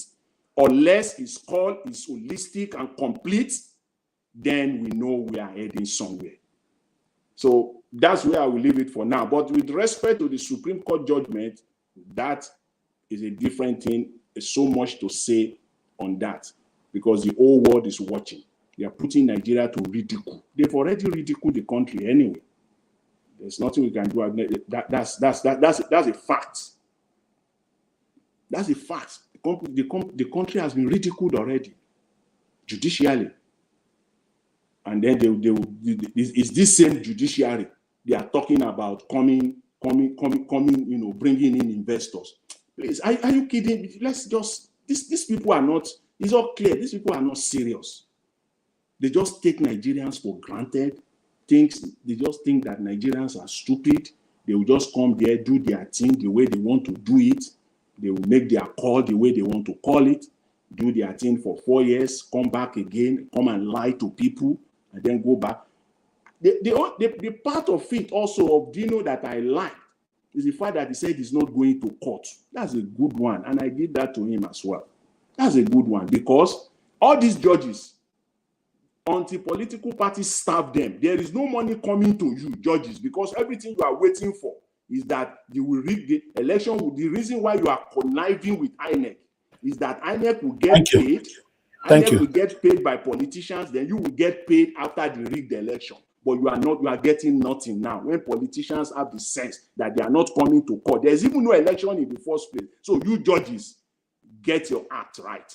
Nothing is coming to you until you get your act right. Thank you very much, Mr. Elvis. I really appreciate the effort, the time given to me, the opportunity rather. I really appreciate it. Thank you. Thank you, Mr. Jonathan. Thank you. You said it all. God bless you. Thank you. All right. Let me call on give us a mandate. Maybe you might have one or two things to say about it. Because for me, all these things that you're saying that we need to change and all that, demand for this and all that, demanding for something is another thing. Who is going to grant it is another thing. This whole government is captured. So for me, I don't have any hope in anything can change under these people. But nevertheless, let's hear from more people. Give us a mandate. Good evening to you, my brother. Please talk to us. Good evening. Hopefully, you guys can hear me clearly. Can you hear me? Yes, I can hear you. Oh, okay. Good evening to everyone.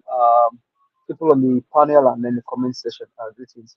Mr. Jonathan, as much as we feel that if Mahmoud Yakub was removed, then they remove all of the electoral commissioners, take the power away from the executive. One of them says something. One of the whether it's a rep now or a senator now says something that people just think is enough to go vote, and they think that the vote alone is what we count. They didn't. I think there's a way he said it. Now that now brings us to the fact that the reason why people actually went out to vote this year was because there was a change in process. Electoral law came out, and then electronic thing came to play. Now we now also discover that the judges colluded with INEC, and they begin to pick the loophole that they have in the electoral law. So to say, for me, that law is clear, but they themselves now are now the one now telling INEC that, oh, this your law. With this your law, you can even do this. The justices were the one now telling INEC, with this your law, you can do this. That now tells you that that judgment was not written by the justices, but it was written from the APC camp. Now, if you pay attention to Festus Keyamo, he will always tell you about the drug barons case in the US that the judges, They didn't give judgment. There was no judgment. There was no judgment. There was no judgment. I don't know if anybody probably listened to when Festus used to say that word. That is the same thing they are trying to bring on now. That after Supreme Court said everything and did everything, no judgment was given.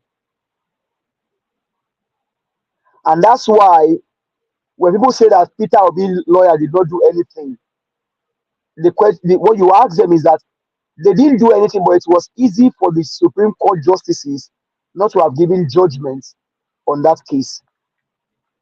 Because Peter Obi's case, everything was written clear. He brought a good case to court. There was a good defense of his case by his lawyer. But the Supreme Court justices, led by Ian Okoro, did not give any judgment, because if they dabble into it, have you asked yourself, there was no judgment for official. There was no judgment for dual citizenship. No judgment for double nomination. Abuja, there was no judgment for Abuja. So everything they did, they just easily shy away from Peter Obi's case, because they know that if they dabble into it, there is no way they can escape it. There is no way. And so have you asked yourself the reason why the CTC copy of that judgment has not been given today? But you also said something that is profound. Should, in case they come out tomorrow with the black and white copy of the CTC, it is now the duty of Nigerians to go and listen line by line, precept on precept, to make sure that what they said in the audio recording match with the written judgment. Because Iyan Okoro, in fact, the most painful one is the one that Bolaji did at the tribunal. Like that woman she came to like like when your prefect catch you in secondary school those days when you misbehave. That was the kind of way that woman behaved to Peter Obi. Like I said, Peter Obi did something wrong to her. And somebody said something earlier that Peter Obi was not strong enough to protect the vote of the people. No, Peter Obi did everything to protect the vote of the people. One thing Peter Obi said, and that Nigerians must pay attention to. Remember that during Buhari's time and Jonathan, how many people were pied in that election because Buhari knew that he lost the election. But Jonathan said something that the red blood, the red oil of his ambition is not worth the red oil of a Nigerian. And that's what Nigerians should appreciate Mr. Peter Obi for. You may think that, he didn't call for protest. He didn't lead any protest. And because of that makes him so weak. No, Peter Obi is not weak. He went from the beginning to the end of it all. He went from the beginning to the end of it in Nigeria. The next thing now is that Baba Ahmed came out.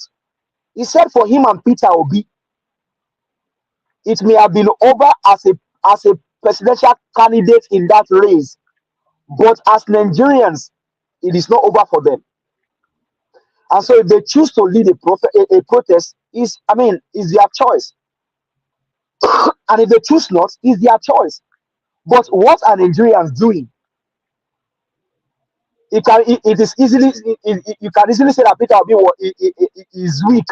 He didn't protect the people's vote. But what are you as a Nigerian? You that voted in that election.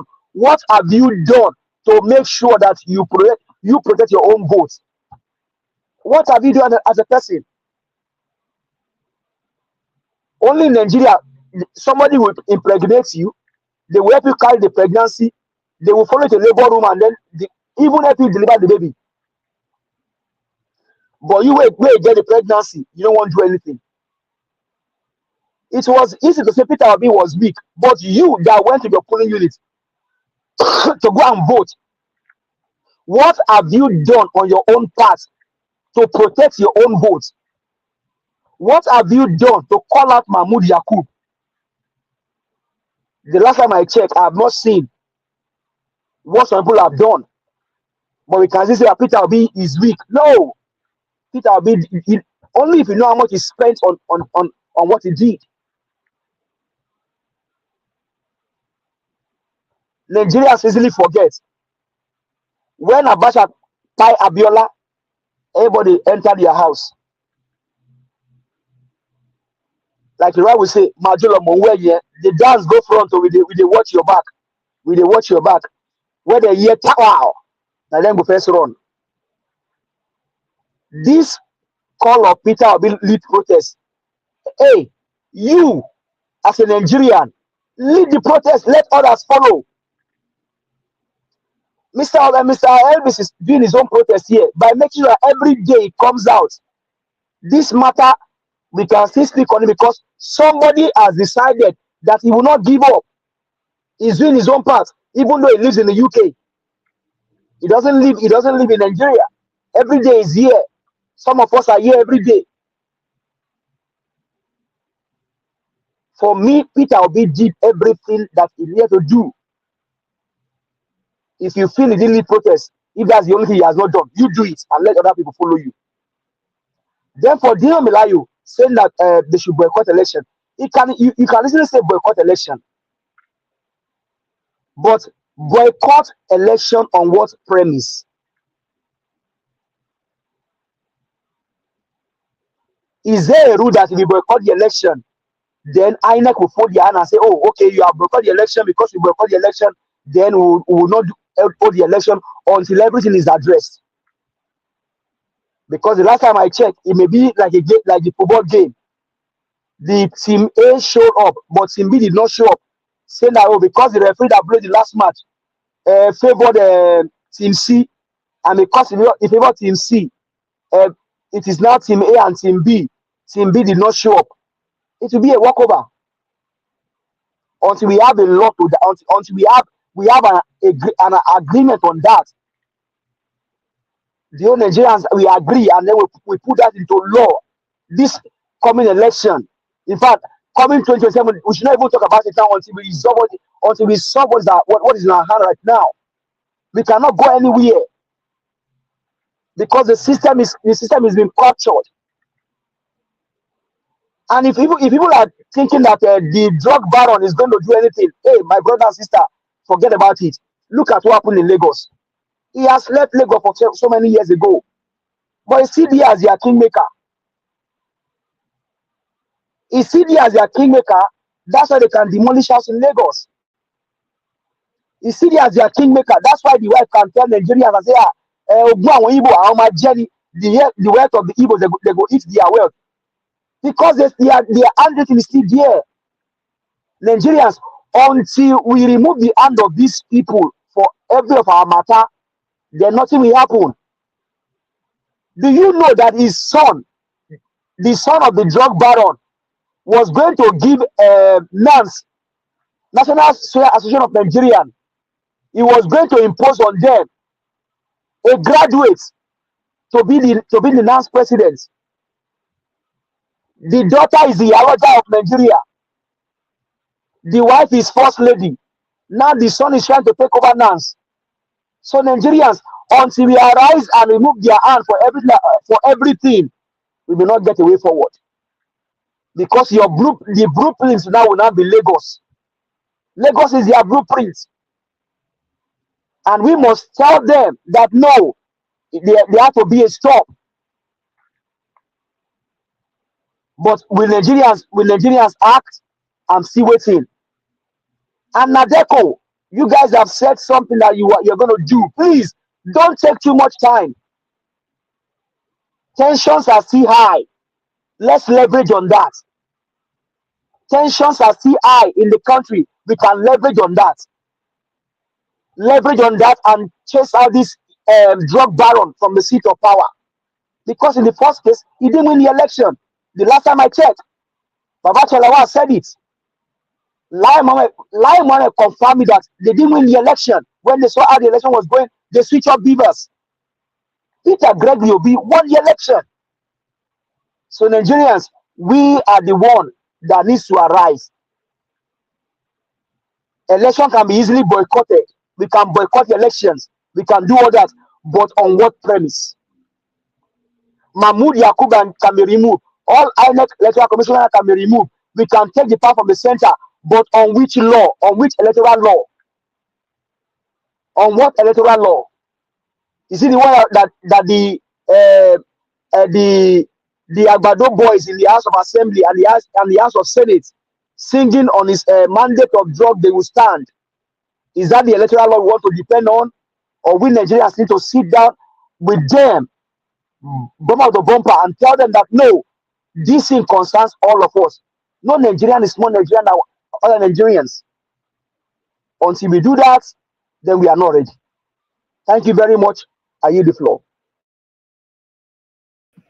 Thank you, my brother. Give us a mother. May God bless you. To be honest, I will agree with you. Those people accusing Mr. Peter Obi is this, is that, is I don't understand, you know. With the situation right now in Nigeria, is it affecting Mr. Peter Obi directly or is affecting all of us? I don't understand. If Peter Obi decide today not to even do anything about Nigeria anymore, it's still not going to affect him. It's affecting the citizens more than Mr. Peter Obi, the candidate of the Labour Party. So why are you guys waiting for Mr. Peter Obi to take the lead before you will do or cry out of the pains that you are facing right now? It's baffling. Some are saying Peter Obi is weak. Some are saying Peter Obi not talk. Some are saying, I don't get it.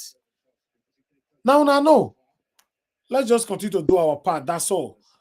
Thank you. Let me call on the next person. I would like to call on Mr. Alex. Mr. Alex, thank you very much for joining us, my brother. I would like you to talk to us. Good evening to you. Yeah, Mr. Najawas, thank you very much. Can you hear me? Yes, you are clear. You are good to go. Yes. Thank you very much, my social media catalyst for change. I'm grateful for everything you do. Mr. Alex, I went to dictionary to check on Babana just now that you spoke. Not there. Babana just now, you talk for one of your English yesterday. Wahala. Mr. Najawas, sometimes when we talk, these things come like the rattle of a gun. Head today. It's not intentional. I'm really sorry for my verbosity. I'm sorry, gentlemen and ladies. You want to I'm sorry. I'm sorry. I greet the house, so I greet my fellow panelists, my fellow workers, my fellow social media gladiators. Thank you so much. Thank you. A lot of you are always here, even when some of us are not here, when we are incapacitated. So I want to say I owe you great gratitude, Madam Rita, Mr. Black Panther, give us a mandate. Everybody, thank you so much. Is it Mr. Jonathan, Olumide? Yeah, we disagree, we agree. Sometimes we break the chairs, we make up and everything. Thank you. Thank you, guys. I'm grateful. Those on the comment section, thank you so much. Viewers worldwide and even our enemies amongst us, I say thank you. Because you are here to always hear the truth. At some point, some of you do come around. Yeah, I'm seeing the topics. Yeah, for me, I just feel that at some point, this thing we call Nigeria needs to be collapsed because it's just a den of thieves. It's a den of criminals. People just come to enrich themselves. You see somebody who cannot even afford a bicycle today because he joins politics through one way or the other. He's boasting of fleet of cars. So we don't have a government. We don't have a system. We don't have leadership. What we have is just a government of the cabal, for the cabal, and it's a government against the citizens. So hence the massive exodus of citizens. I've never seen a nation where in the middle of elections, you switch off beavers. I've never seen that. Let me hit the nitty gritty. Let me talk about Buhari not being in charge during his government, according to Udome, Senator Ali Udome. Hey, God. So say Buhari was not in charge of his government. There was no Buhari. There was no Buhari. Forget. That's one of the reasons Nnamdi Kanu is in prison. Let's not deceive ourselves. There was no Buhari. We know. They brought somebody from where they brought somebody from. There was never a Buhari. So we keep saying allegedly. Buhari's life ended in 2017. May so rest in peace. If you check the policies from 2015 to 2017, they were different. 2017, 2018, the radical change, the influx of herdsmen, kidnappers, rapists, murderers, and they were going scot-free with them, with those dangerous crimes. You realize that there was no Buhari. Was Nnamdi Kanu not vindicated? The man in Aso Rock was never a Buhari. It was all over the world. People knew it. Somebody told me inside the plane that you have a clone president. There is no Buhari. British government they know what happened at the British hospital where the late Buhari was living, allegedly, before he passed on. So it's now they are coming out to say it one by one. Allegedly, so you're good though. You're the Adam take. Yes, allegedly, of course. Of course, I know the rules of the platform. I'm the son of the house now, Mr. Najawash. I've been here for donkey days and donkey months. I can't say donkey years because it's just 2 or 3 years. So, my brother, there was no Buhari allegedly. Now the truth is hitting us. Very soon, you will see documentaries. About 10 years from now, you see it's still the same CNN or BBC. They will do this documentary. You know they are good in doing these things. They will tell you how it happened, where it happened. It will not be, you will see 20 million views, 30 million views on those documentaries. Things that happened in 1980 something. Is it not now they are doing documentaries? How Sankara was killed, how allegedly how MK Abiola's life ended, how Gaddafi was taken out. So you will soon hear Buhari's own. There was never a Buhari allegedly. So it's such a shame that we have strangers. And now we have a man in Aso Rock who is also having identity crisis, identity cataclysm. He said he's from Guinea. Some said he has his passport has expired, citizenship has expired. You know, a lot of confusion surrounding the Nigerian urgent stable. And we the citizens need to come out. You guys are right. The caller is right. The citizens need to come out. Obi couldn't have said come out because Obi's personality is different. If it was someone like Showore or somebody else, maybe someone like me, we all have to buy together and win election and you let it go. No. Not so. For me, I'm too inspired, I'm too convinced, I'm too, I'm too well read to be robbed of my mandate. Yeah, so everybody's different. I thank Mr. Peter Obi for what he did. It's not up to Nigerians to take their fatherland. So there is now in 3-4 years time or 8 years time they'll tell us Tinubu was never in charge of his government. It's just a comedy. It's a comedy zone. It's a city. It's just a comedy set. They are all on sets. There are people writing this script and yet they still tell us they are passing budgets. They are borrowing money. Listen. When a son of the house, a son of the land is in charge of authority, the way they behave is different.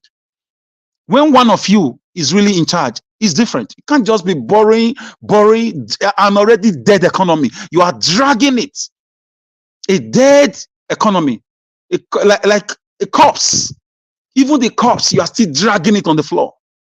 Moving it around from one bank to another, from World Bank to what's it called, Paris Club, to IMF, to London Club. You are just, this is a sign of strangers invading the government houses across the nook and cranny of the country. So I'm not surprised. They will tell you Fulani have done their own. It's now Yoruba turn, Emilokon. It's now, so nobody should talk. Some of our brothers, not all of them, some of them are blinded with this tribal gospel. That is our turn. Buhari did it. What happened? Buhari did it. So if Buhari did it, is it right for you to continue this mess? I used to think, growing up, I always want to make friends with my brothers from the West, with Yoruba people, because they have, this kind of history, this facet origo that they love education, they are professors, they are doctors, they're always lawyers, engineers. They have this awareness. They are ahead of Nigeria when it comes to education. Igbos are ahead in business, and commerce. But the Yoruba houses in Ekiti, you can never pass a house without seeing a doctor, a professor, a PhD holder or something.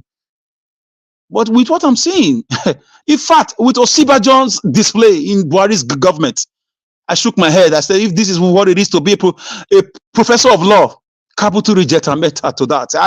I just lost interest. I'm not saying it against all of them, but with the cry, that tambourine of we need the restructuring, we need this. Our Western brothers were crying when Buhari invaded the country with herdsmen who were indirectly, allegedly licensed to rape and kidnap and kill people. Those in the West, so they woke up and cried for Oduduwa Republic. Our brothers in New York, the Yoruba group, they all cried out, restructuring, Oduduwa. Where are they now? With the beavers, with the shameless display of INEC in the presidential election. Where is everybody now? Where are those voices that were where is Wole Soyinka, who has forgotten all his pedigree? Just joined the bandwagon to serve a criminal.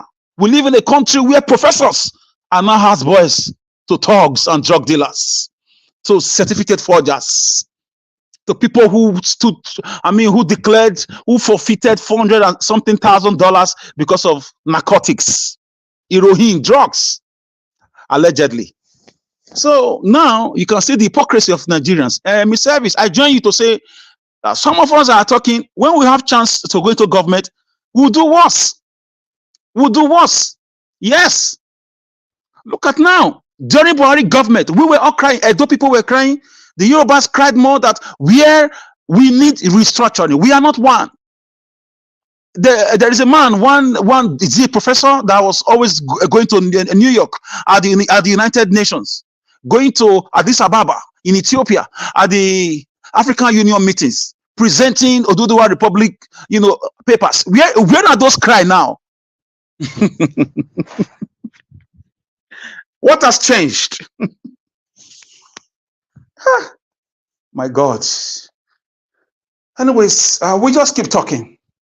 We just keep talking. I'm so bewildered that people will just go inside their shares for no reason, because a Yoruba man is not stole the mandate and is now a president.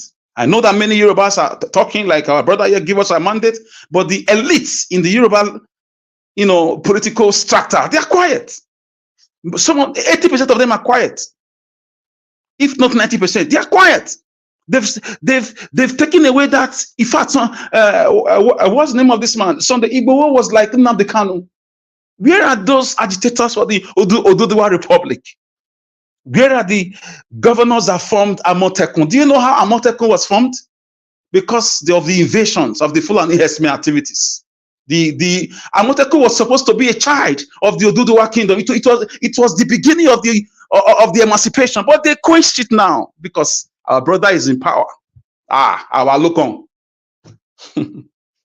It won't last though. It won't last because nobody has body to give to these people to continue their nuisance, political nuisance. So I'm disappointed. I'm highly disappointed. Buhari was not in charge of his government. Who was in charge? They should bring Aisha Buhari to come and debunk all these things. They should bring in even the late Abakari. They should bring in, everybody who was, even Osinbajo has questions to answer. You see, he has gone quiet. He has gone quiet. He's well fed now. We cannot write away history. Osinbajo has a lot to answer for that 8 years. He was a vice president. He knows what happened. So why are they crying out now that Buhari was in charge of his government? Was he deaf? Was he blind? Did he vanish? What happened at the London hospital? Why is Nnamdi Kanu in jail? Why was he kidnapped in Kenya? These are all intertwined, matters that we need solution. We are citizens. We are stakeholders. We have right to demand answers. We have no other country. So Nigerians must wake up. Dino Melaye, for me, I don't think we should discuss Dino Melaye. When you fool yourself for a long time, people now know you that you that you are nothing but a fool. Allegedly, before Nigeria will come at me. Allegedly, when you fool yourself for so long, people people just see you and start laughing because they know you are a fool. Mr. Dino, no, those days I dare say to Dino Melaye, he contributed to the, he contributed more fire, more petrol into the fire of our young men and women trying to get money at all costs. The way he was showcasing Lamborghini, showcasing he got in wet, showcasing Ferrari and all those G-Wagons, not showing them the ways he got the money, not talking about hard work, patience. But Mr. Alex, are you aware that the same Dino Melaye, regardless of his past, is the only one speaking boldly right now in the public? That's why I said, that's why I said, Mr. Najawash. That's why I said, seriously though, to me, that's why I said, Mr. Najawash, when you fool yourself for too long, if he hadn't done those things, is he the only senator that have looted money? No. Why did he have to showcase all those things? So now he's trying to do something good. People are overriding it because of his present past, because that thing is fresh in our memory. Before you talk to anybody, they'll tell you, you talk to a young boy, go and read. He'll tell you, forget that thing. Look at what senator is showing us. Alex, are you even aware that I think about 3 days ago, we called him out here that what maternity did Dino build? I think some few days ago, I saw a video of him giving generator and some other things to people. Is it to bribe the people now or to do what? To market women, yes. Giving generator. So Mr. Elvis, that means Mr. Elvis, you should know what you are doing because they listen to this channel. Why all of a sudden now Dino is giving out the generator to market women? Yeah, because I came hard on him last few days. I know, and they call a call to say we should forget the messenger and pick the message. I'm not God. Only God does that. I even told him that Dino should, maybe if Dino had built it, if he had built a maternity, maybe maybe a woman that was pied because of a pregnancy would have been rescued. And maybe he had us saying that here, he now went and gathered a generator and begin to give out to people. My brother, he's not the only. Dino alone. Mona leave Dino. Dino not be our problem. Not be our problem. He's not. Mona leave Yes, but alone, I beg. But we are just. Well, it doesn't mean we shouldn't talk about it. It's part of our problem, my brother. It's part of the ring. If for me now he's dragging INEC, he's dragging whatever Mahmoud and the rest of it. For me, I just feel it's too late for him. He should just rest. He should just enter house, according to Madam Rita. It's too late. He had chance. God gave him opportunity. There are chances you don't just waste. You don't waste it. It's just like you've never been to an airport before in your life. You know that feeling? You are escorting your uncle to the airport. Amongst like 10 siblings, they picked only you to go to Lagos, to fly to Lagos for the first time to escort your uncle to the international airport. And it's an experience. When you get there, you take as many pictures as you can take. Do everything you can do to serve to savor that moment, so that you show your friends in school. This is holiday time. You have things to brag about as a teenager. That's exactly what Dino did not do. He got to the Senate. He had chance to build schools. Come on, we have Denko, who is in House of Rep in Edo State. I don't know him. I've never met him, but I'm following his track. The guy is doing well. He's influencing things for his constituency. I've never met that guy. You know me. People bring his projects on video, even before the elections. There are no elections right now, but the guy is working. House of Rep, Mr. Denko. Dennis, that also is his name. Denko for short. Am I not talking about him today? So people will talk about your development. The same thing with our Edo State government. They cannot boast of credible or worthy developmental strides. People will also record it and spread it. You cannot hide real development. You can't take the 900 billion naira for 7-8 years, more than $1 trillion naira. You are showing us a project of 200 or 400 million naira. And you call it development. You are carrying influencers. You are paying people online. So some of them hide in London and America or Leeds, and they are making false videos. You know some of these names you are mentioning just now. and one of the people contested to become a governor of Edo State. Please don't sell anybody here. Okay, I don't. Okay, I don't know, but I've been mentioning it before now. Whether election or not. I'm sorry about that. Okay, I'm sorry. I because don't we even. talk about Dino now. I even forgot that elections are coming in Edo State. To be honest, so I don't. Let me just try to round up with this, gentlemen and ladies. We can never forget about Dino.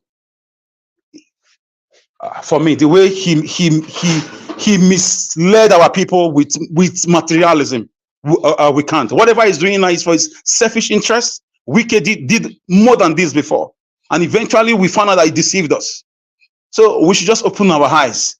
For me, I just feel it's too late. It's too late to cry about Buhari's government now. Those that did what they did, I leave them to history. I leave them to Nigerian people to take vengeance or to do their thing, to come out at some point, including me. We cannot just continue like this. As we speak, the pound is pursuing 2,000 naira, not up to a year into the administration, the stolen mandate administration. As we speak, the massive migration is still, escalating. As we speak, food stuff is beyond the reach of the common man. Gari, rice, everything. People cannot live. Tell me. If they said Buhari was not in charge, can they go after the person that was in charge? If this government, if this apparition think they can do it. Buhari was not in charge. Okay, we know you just told us that.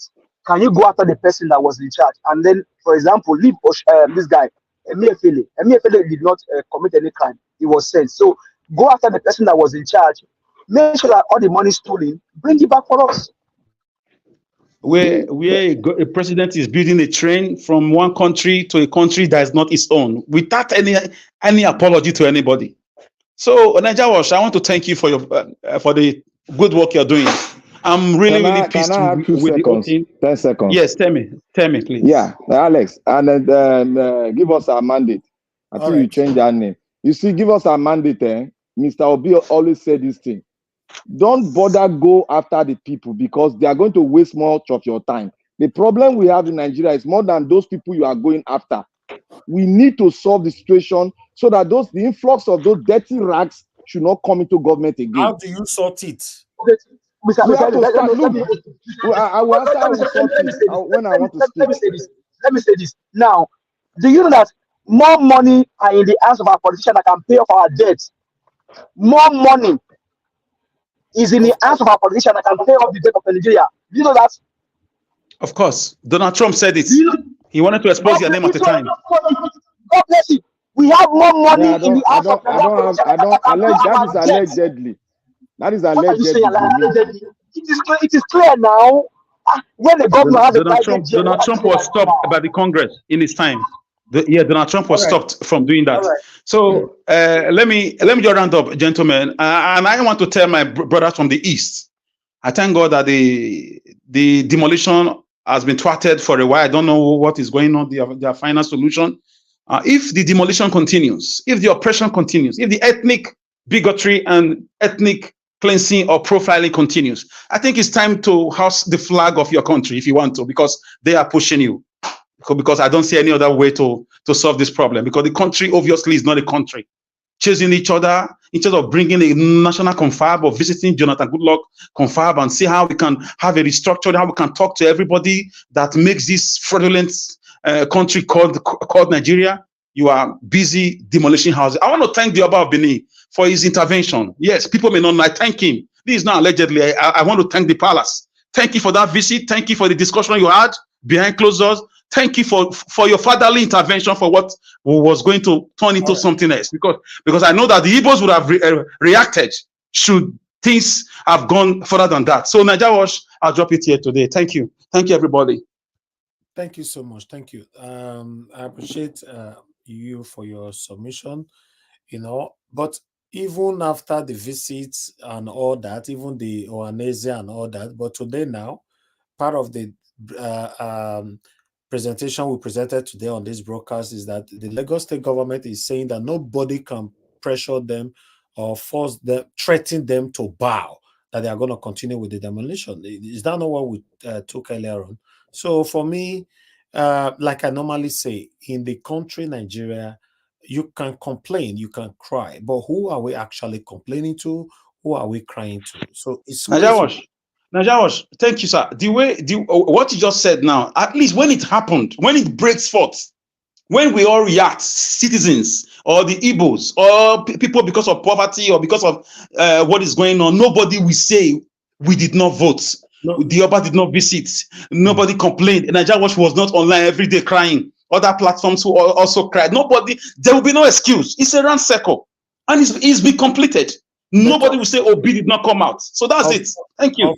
Unfortunately, my brother, nobody will react. I'm sorry. You know, what we are doing now, I believe, is the best, or rather, is the highest. Nigerians have shown to me personally that they are cowards. They can't do anything. I'm so sorry, you know, including myself. That's why I said Nigerians. I'm not removing anybody. You know, we are cowards. We can't do anything. So that's why you see that these people treat us the way they are treating us today. They have structured us. They have weighed us. They know what we are capable of doing. They know that we are lazy. They know we talk, but we have no actions. You know, so this same satanic group of people that have been recycling themselves since Nigeria was created, you know, they know whatever decision they take today that will affect you and I, we cannot do anything rather than go on social media, talk, then we enter house. It's very unfortunate that we find ourselves in this situation because most of the things that's affecting us in Nigeria today, if 1%, if 10% of it happened in, let me say, if 5% of it happened in another country, you know, I believe that, you know, you know what that means. I don't want to say that with my mouth.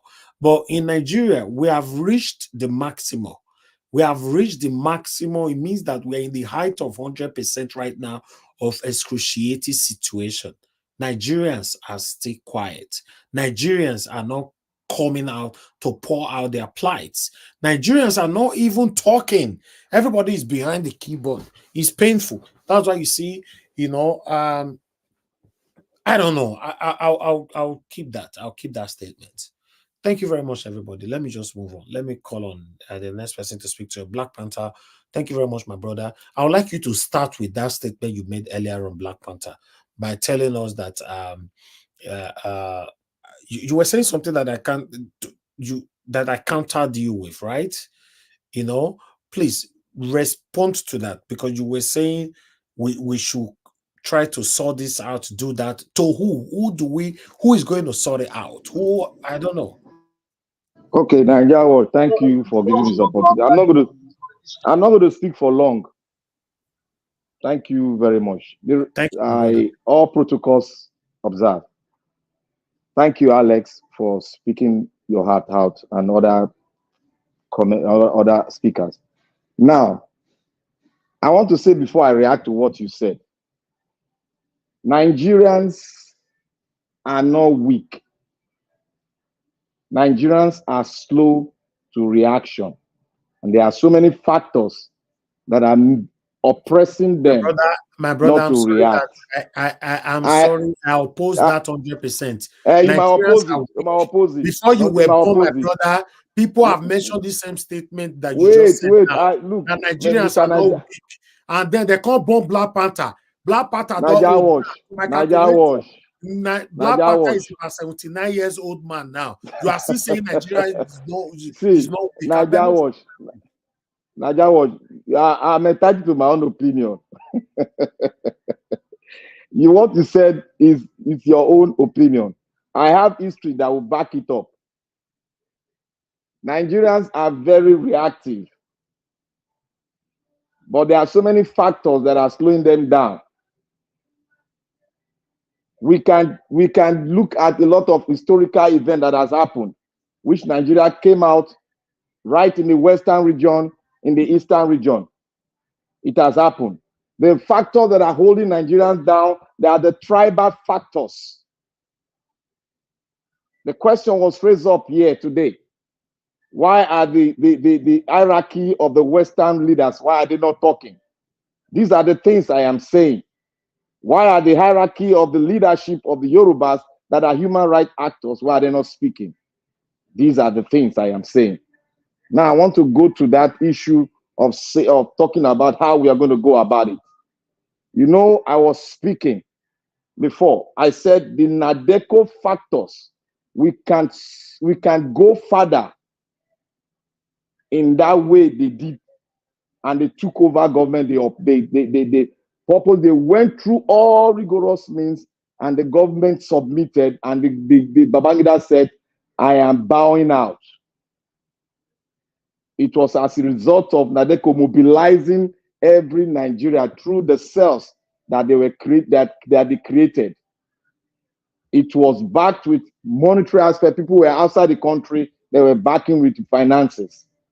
And the NADECO plan is on now. I don't want any of us to come out here and rubbish their plan or rubbish the organization. Despite some of them that were in NADECO, they went around. Yes, in every 12 disciples, there are Judas. We should know that no leadership is standing up for us.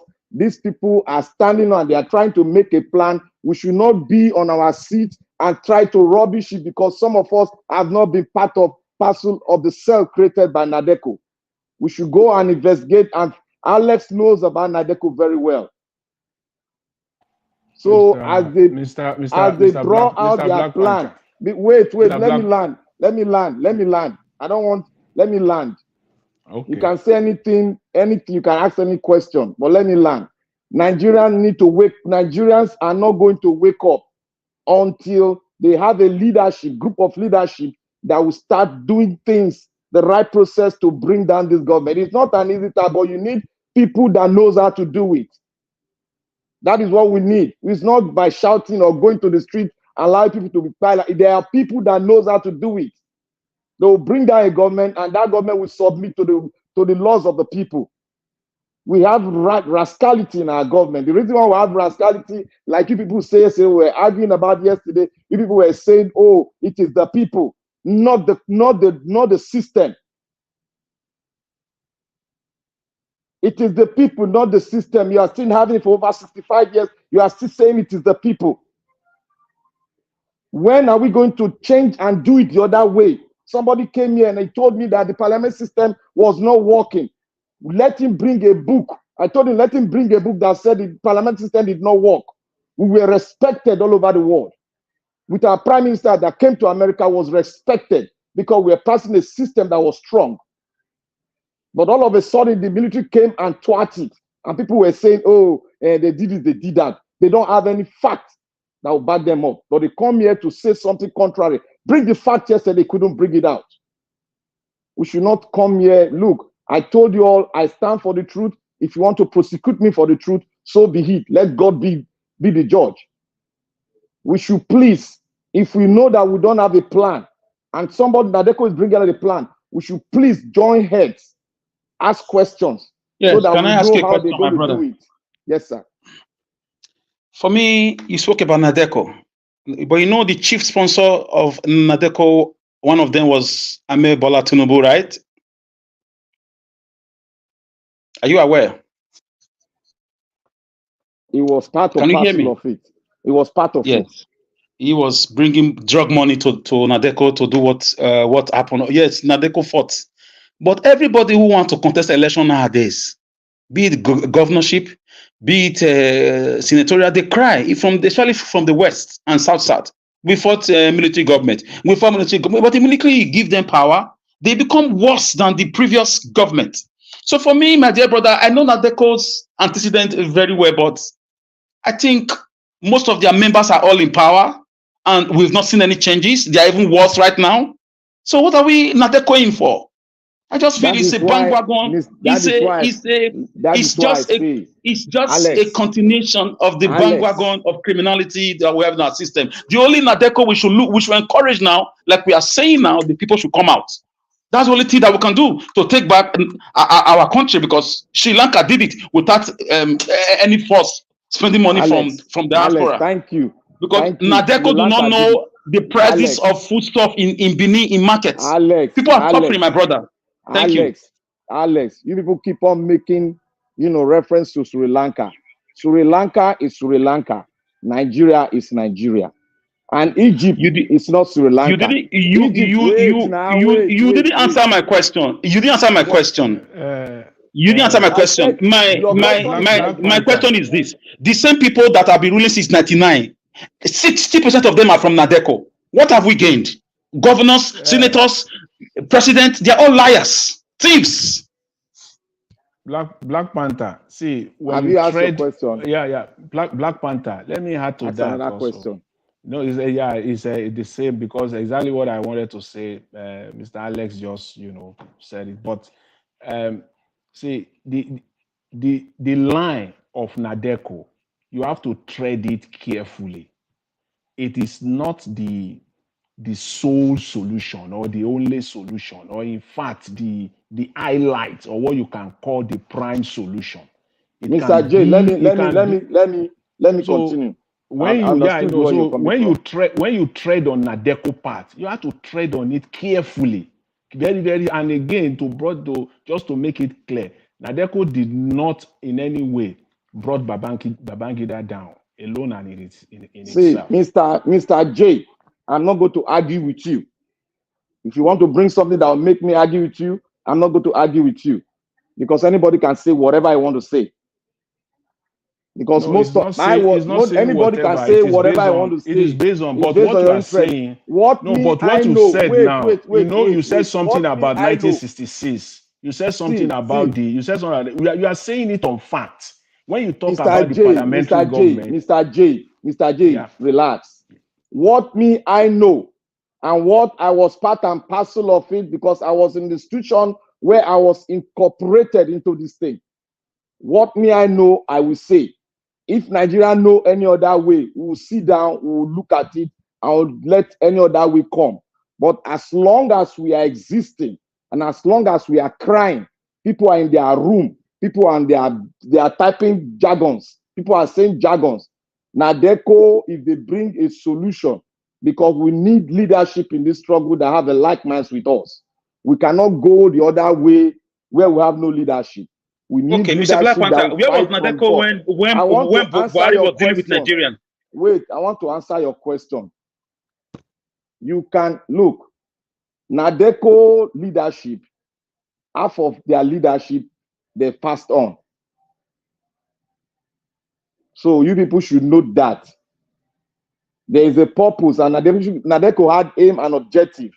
And one of their aim and objective is to remove the military, and the second one is to have a new constitution which Nigeria should do themselves and call it their own. So now, the new guys that they were part and parcel of it, that still have that ideal in them, they are standing up to speak now.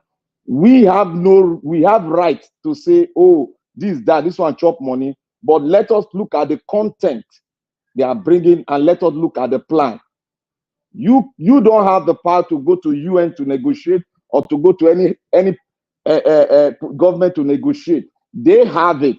They know how to spread the rumor to the senators in other countries, so that they can discuss this issue, so that they can be backed up with so many things. There are so many people that have made this issue and turn it upside down and use it to gain government. Nobody knew about the president now in Adeko. It was something was running, and everybody believed that yes, this is what they are doing, and this system want to do it.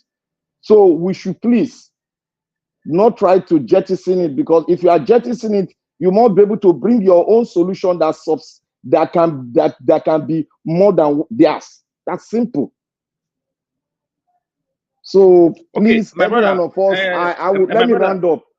Let me round up. I'll give my minute to I wanted to Alex. ask you further questions. We are learning here. We are learning on this platform. When was Nadeko founded? Okay, before 1999, they were existing. They fought the military in one way or the other, from diaspora, from everywhere. This is 2023, 20-something years. There are people are being government across the country. It's all about fraudulent activity or the other. One accusation from EFCC or the other on these men that claim to fight with the military juntas. Even my deputy governor now is boasting that he wants to be a governor, that he was part of those that took bullets for Nigeria during riot and Nadeko struggle. So it's a bandwagon of criminality from what you have seen. No one have stood at.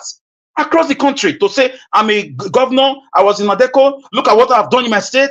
Now, this is the way to go. It's a continuation of criminality. Buying houses, Okay, marrying women, Alex. lying to Nigerians. I'm sorry, Alex, I've lost my faith in them. I'm sorry. Let me crown this. Let me crown this.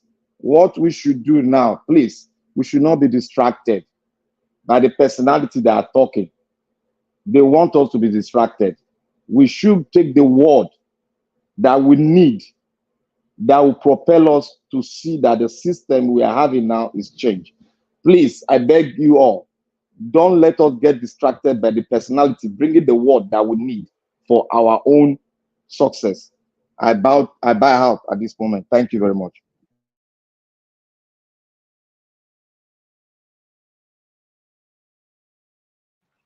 Hello, Mr. Black Panther. Hello. Yes, I finished. Yeah, okay. All right. Yeah, you know, there is nobody is actually fighting, you know, with Nadeco. No. I don't have problem with Nadeco as a body. I don't have problem with Nadeco, you know, as per their organization vision and mission that they want to accomplish for Nigeria. And even if you go by that mission that they have, they themselves have circumvented their mission, the mission of the organization. If not, Nadeco should not be silent over the last even 8 years alone that we've seen in Nigeria. There was nothing, Nadeco was nowhere to be found in the last 8 years of Buhari. So that in itself, you know, is a total circumvention of what they stood for. And my brother, that was because the chief sponsor of Nadeco, which is Tinubu, brought in Buhari's government. Yeah. So the issue is that, see, and again, you mentioned something that one need to really, you know, talk on. You talked about that. What can we do if there are any other options? Who has a better option? There are options. There are like-minded people. Like you yourself, like so many other people all across, even on this platform, they are like-minded people. See, when you talk of that, who can go to the UN? Who can bring government? There are thousands and thousands of Nigerians that can achieve that, even outside Nadeco. It's not just only Nadeco. No, it is not. Because at the end of the day, all these people you call that are part of Nadeco, Mr. J, don't talk on what you have not seen. There are thousands, until the entire people of the nation die before they come up. Until what? And them seeing what is happening. Until entire people in Nigeria die before they come up. And they see what is happening. The people, that's what I want to address next. The people you are talking about, they call themselves, quote and unquote, technocrats.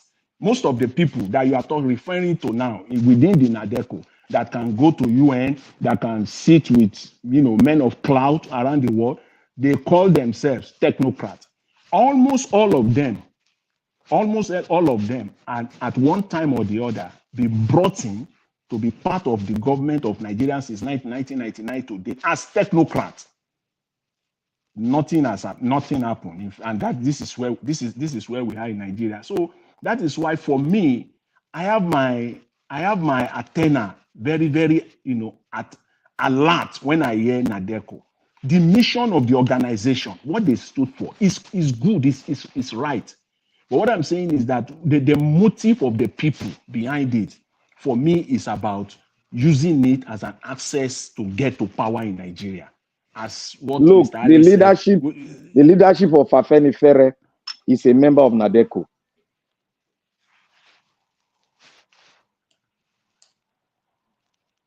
The leadership of you are now talking, or you talk of leadership of Afenifere, so you are not talking of the likes of Baba Adebanjo. You are talking of the likes of Farotimi,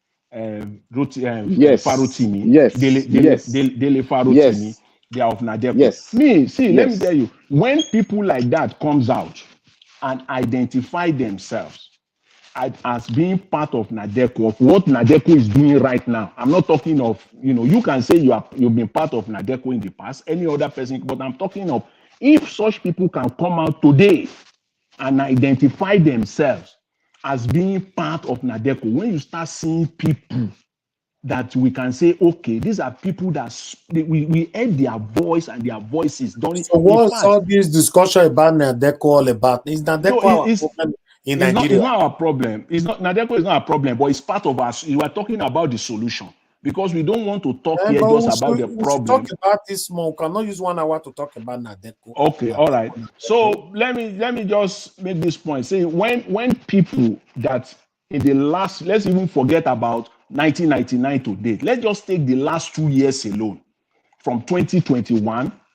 after the NSAS to date. Let's just take that alone. The people that we've actually, that have spoken out, that we've heard their voices. If such people are now saying that they are part of Nadeko, then we are talking. Then we are talking that yes, Nadeko has a stand. If such people can say, I've been part of Nadeko in the past, and we can hear you in the last 2 years. If Dele Farotimi, that has been so vibrant, so eloquent in the last 2 years, we've heard him day in, day out in the last 2 years, and now comes out and say, yes, now I am part of Nadeko, and people and other people like that, then not Dele Farotimi, the leadership of Afenifere. Yeah. The leadership of Afenifere. Yes. Yeah, that's my position. It's not that I don't have any problem. What I'm just saying is that the people that are talking now, that I'm hearing talking now of Nadeko now, coming out with one press release or the other, or going to all over the place. I have not seen them in the last 2 years, talk less of the last 8 years. If you have any, please bring it out. I've not. They are only talking now because this is an opportunity. It seems as if they are fighting for democracy again, as if we don't have, like we now want to renew, like the democracy we have in Nigeria has expired. The one they fought for has expired. No, they now need a renewal. That's what I'm saying. And that's what I'm saying. Thank you. All right. Thank you very much, my people. I appreciate you all. I think, it's time for us to move on right now because, like I said, I don't want us to stay more than 3 hours today. Please, let's give final submission so that we can round up. Mr. Alex, okay, let me go with give us a mandate. Give us a mandate. Give us your final submission so that we can round up, sir. Thank you. Well, I mean, I'll just defer to the next person. Thank you very much, Mr. Alex. I appreciate you, sir. All right, thank you. Mr. Alex, please take the floor. Thank you, sir. Final submission. How many minutes? 10 minutes? No minutes. Just talk. When you tire, we'll move to the next person. I be the tire. Okay. Let me say something briefly, though. Yeah. Nadeko was part of our course. It was a 300 level course and the final year course. I remember that their activities, at the time, people saw them as a Messiah group. But right now, 2023, how do I convince my child that is 10 years old that Nadeko meant well for Nigeria? How do I do it? 2023, because most of them contested as governors and they won. Most of them became senators. Most of them had contracts from governments. A few of them are still standing. That's why a couple of them, to say the truth. So Nadeko, for me, I'm saying, apart from now, they were fighting for their selfish interests when they were fighting the military. It's obvious to us. Cannot hold my mouth from telling you what I'm seeing with my clear eyes. That what you did was a fraud. That you were a liar. You deceive us. That you bring democracy. There will be food.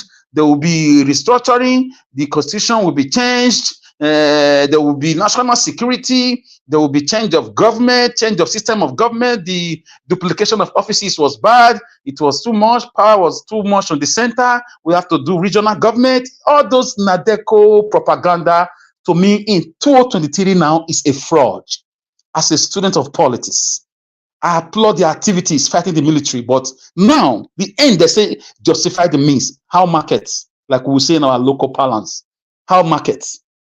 Buhari's government of 8 years, where was Nadeko? Because a lot of them in Nadeko were part of that government. One of the chief sponsors of Nadeko brought in Tinubu, Buhari. He claimed that he brought in Buhari, that Buhari contested for how many years and he didn't win. He called him and joined his hand with him and he won. That's a Nadeko man speaking. A Nadeko man don't have a certificate right now. A Nadeko man stole Obi's mandates. A Nadeko man has put us in big problems right now. that our currency is going down the drain. It's another command that is your president. Fraudulently, because Beavers was switched off, and Nadeco stood for free and fair elections. So how many Nadeco members have come out to condemn Tinubu just now? Apart from Dele, that Mr. Dele. So for me, Nadeco for me is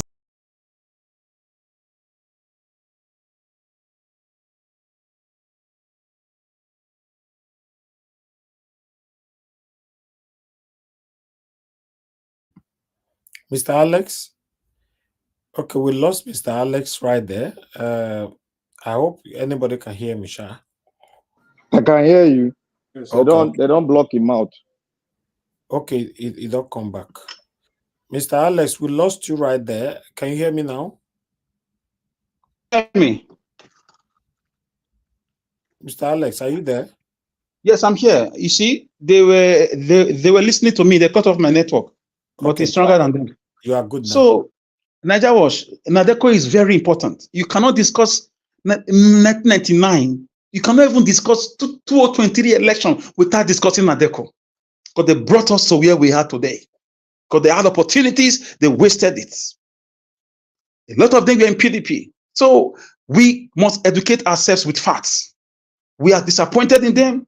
We know about their story, how they fought a military government, but when they got power, what did they do? The man that wants to borrow $7.8 billion, isn't it a Nadeco man, Mr. Tinubu and his gang of thieves, allegedly? Is he not a Nadeco man? Wole Soyinka, was he not part of Nadeco? Please, guys. Somebody that saw the ethnic profiling that took place in Lagos. Was he not part of Nadeco? Our Yoruba elites in the eastern part of western part of Nigeria, were many of them not part of Nadeco? Yes, many are dead. We know, but the living ones.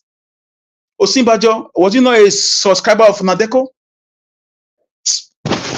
Please, let's leave this Nadeco gibberish. Let Nigerians come out and take over their country. That's just the only solution. Like we'll be crying here.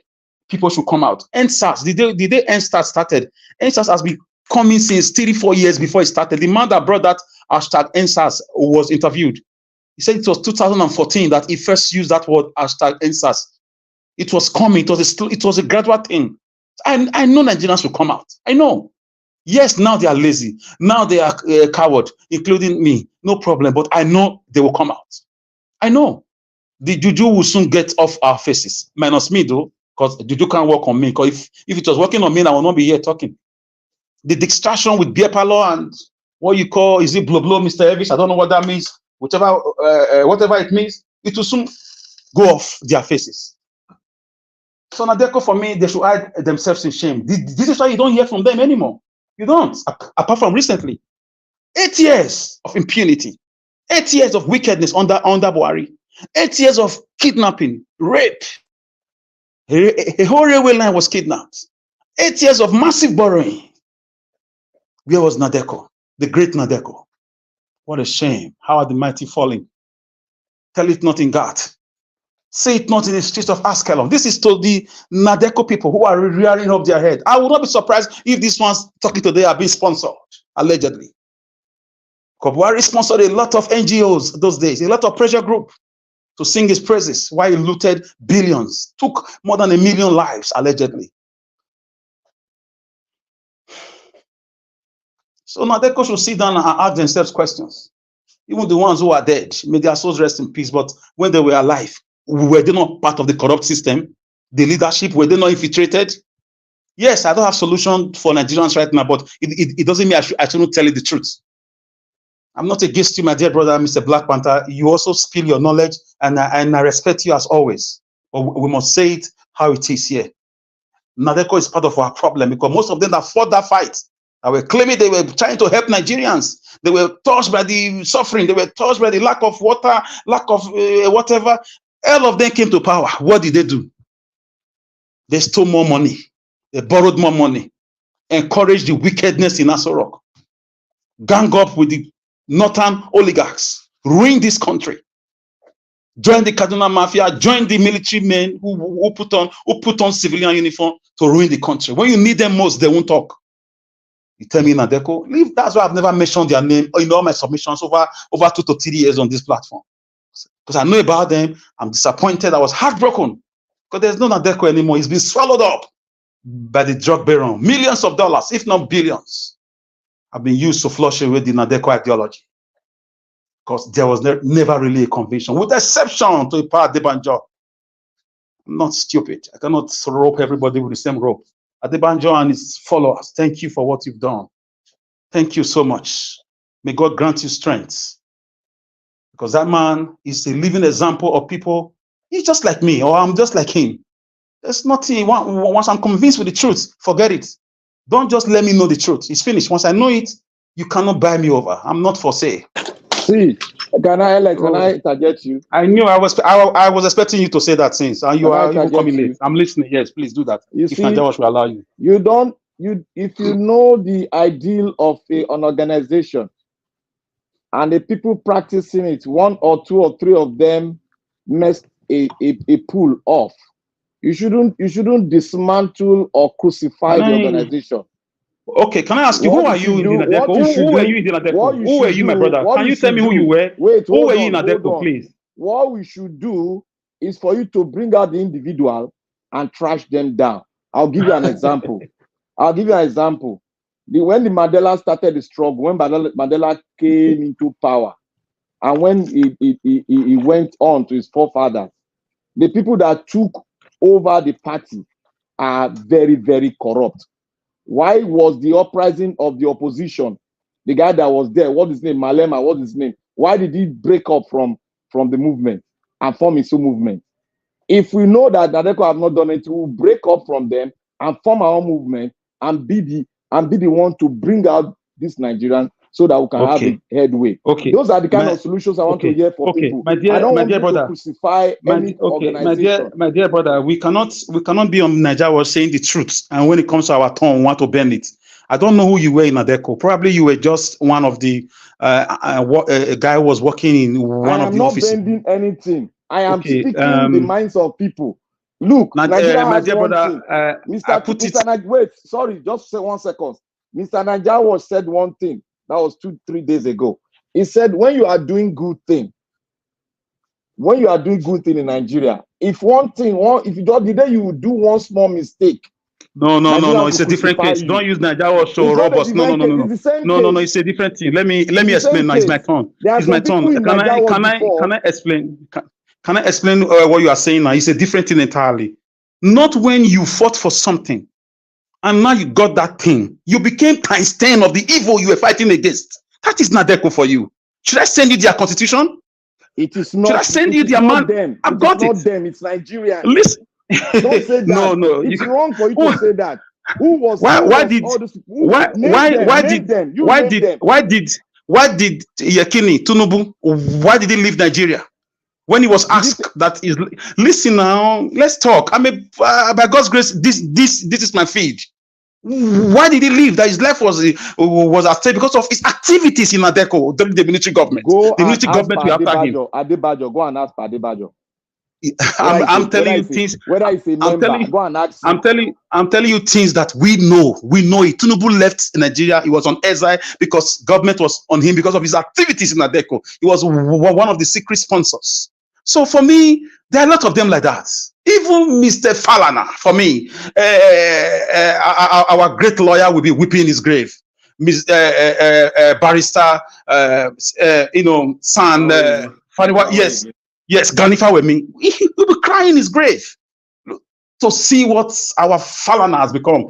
Kudos to Michael Zekome. Those are people you tell me, I will listen. I'm sorry, my brother. It later became a corrupt arm. They all went into oblivion, collected money. Many of them died. May their soul rest in peace. But they disappointed us. They brought us to where we are today. That's just the truth. You know, I like you, Mr. Blankpata. You know, I like you so much. Give me a day or two. I'll do my research and I'll bring you 100 names who became governors, who became senators. Was Tinubu not part of them? Debunk that. Debunk it. So what are we saying here? Tinubu was one of the chief secret sponsors. The military found out and they chased him down to the US. Was Soyinka not part of them? When Soyinka was having problem, if you are a sponsor of a group, does that give you the card of that? Let me just round up. I understand I know that many of you look. Let me tell you one thing. My brother, let us stop emotion. I am from. It's not emotion. I am from a. Listen, I am from. I am. Listen. I am from Oredo. Listen to me. I am from Oredo. And listen now. You listen. My brother, I am from Oredo. The present Edo State government is from Oredo, and I condemn his activities. You cannot buy me. But the point is this: I cannot sugarcoat anything. Nadeko failed. It later became a bunch of criminals, and you know it. Why you arguing for them? It's not a bunch of criminals. Bring out the criminals there. Don't talk. Don't. Is Tinubu not a criminal? Hello. He was not a member. Excuse me. Hello. Tinubu was not a member of Nadeko. Is that what you are saying on air? Go and confirm. Is that what you are saying on air? Tinubu that both said that he was part and parcel of Nadeko. Yes. Founding fathers. Yes. Go and find out. I forgive you. I forgive you in advance politically. Go and find out. I forgive you. You just. I read about it. My brother. I did it in school. Tinubu's name was always there, appearing. It was there, my brother. I can't lie to you. He was there. You cannot be sponsoring something if you are not a member. He was always there, and his life was always at risk. You can be sponsoring something. No, don't pass that route. These are they became criminals, and I'm very happy you brought the matter. That's why I've never mentioned them. They are a disappointment. They will always remain a disappointment because they were fighting the military, and what the military was doing was even better than what they started doing. Nadeko members were part of Buhari campaign team and part of his government. So for me, I don't want to paint anything. Let's say the truth. Alex, so the man saying, let me just round up. The man saying that Buhari's government. I know that you are going to continue when I'm done, because you from what I've seen from you, my dear brother, you like to argue to win, not to learn. Let's go back to research. Let's go online and check their membership. If it's still there, you will see names. The Tinubu name is always there. Soyinka name is there. A lot of prominent Yoruba names are there. So some of them became people in the government. What did we gain? Alex, if you bring fact, when you bring fact, nobody will argue fact with you. You are paid because you are part of the organization. You are not corrupt. I made a submission. But you are paid. Why is he paying you? I made a submission. I said, if you bring any other any other group that will do more than Nadeko, I will join you. Nadeko should be ashamed of themselves since 1999. Where are we? If there's no solution and you are crying there's that solution. Nigeria should come out. Okay, you bring out Nigeria now. You bring out Nigeria. So if there is or there are no any other group, right? So just stick to Nadeko, even though you know that Nadeko has been part of the problem. So since there are no other group, just stick with them. Is that what you're saying? See, let me tell you something. Look, let me tell you one thing. You made one point now. You said Nadeko is part. All of us are part and parcel of the problem. All of us. Let me say something here for you. Maybe you will listen, and you will take a kind of a clue out of this. You are very strong and passionate and opinionated, on every subject matter. But let me tell you something. When it comes to the issue of Nadeko on this specific topic, your position is weak, if not weaker. Go and think about it. You are talking about fact. You always put fact on the table. You put fact on the table, and someone is putting fact on the table for you on this matter. You are saying no. If you talk about fact, we can stay here. Mr. Elvis can give us, if he can give us another 3 hours, I will give you fact and fact and fact. You said one earlier that Nadeko brought out Babangida. No, fact check. No, that's wrong. That's not wrong. So what I'm just trying to say is that, see, sometimes if you are saying something, you have a position. When you look at it closely, your argument or your position, when you see that is weak or even weaker, that's the time you need to. Can I say something here? Can I say something here? Your position here is weak. See. My position is not a weak position. It's an optional position. If you, like I said, if you are trying to bring out Nigeria, and Nigeria, it cannot be brought out because of some factors which I made mention of, and a group said that they will bring out Nigeria and find a way of, sticking to the objective which we believe in. See again. See how weak. See how weak your point is now. Wait now. It's not. I'm going somewhere now. It is weak. I know it is weak. When you laugh, yes. Black Panther. Yeah. I'm listening to you guys. You said Tinubu was never part of NADECO. Is that what you said? They said Tinubu is a sponsor of NADECO. No. And you said he was not part of it. No. Tinubu is a sponsor. No, you said he was not part of it. You said so. He's never the plan. He never participated in the plan of NADECO. Nah. He was always there, my brother. You are not aware. Please let me speak now, please. Black Panther, Tinubu was a member of NADECO. Till tomorrow, he's still there. The problem right now NADECO have with him,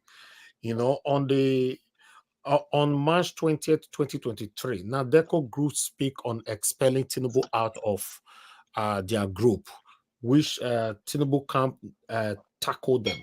Let me put this on screen so that we can take this together. Thank you, Mr. Najawas. God bless you. Thank you. I was already searching too here. NADECO was created in 1994. Tinubu has been with them. Abiola has been with them. Exactly. And Babangida left before 1994. So Tinubu have been part. If you said Tinubu is not with them anymore, now fine. I understand. No, say Tinubu have never ever been part of them. That one, father.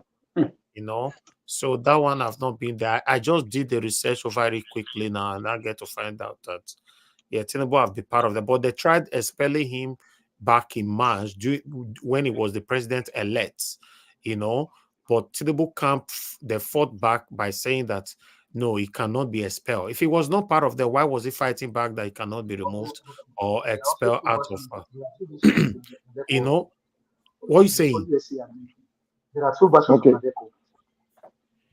NADECO. No two version. Maybe all of them are satanic. Then that's fine. Because see, Mr.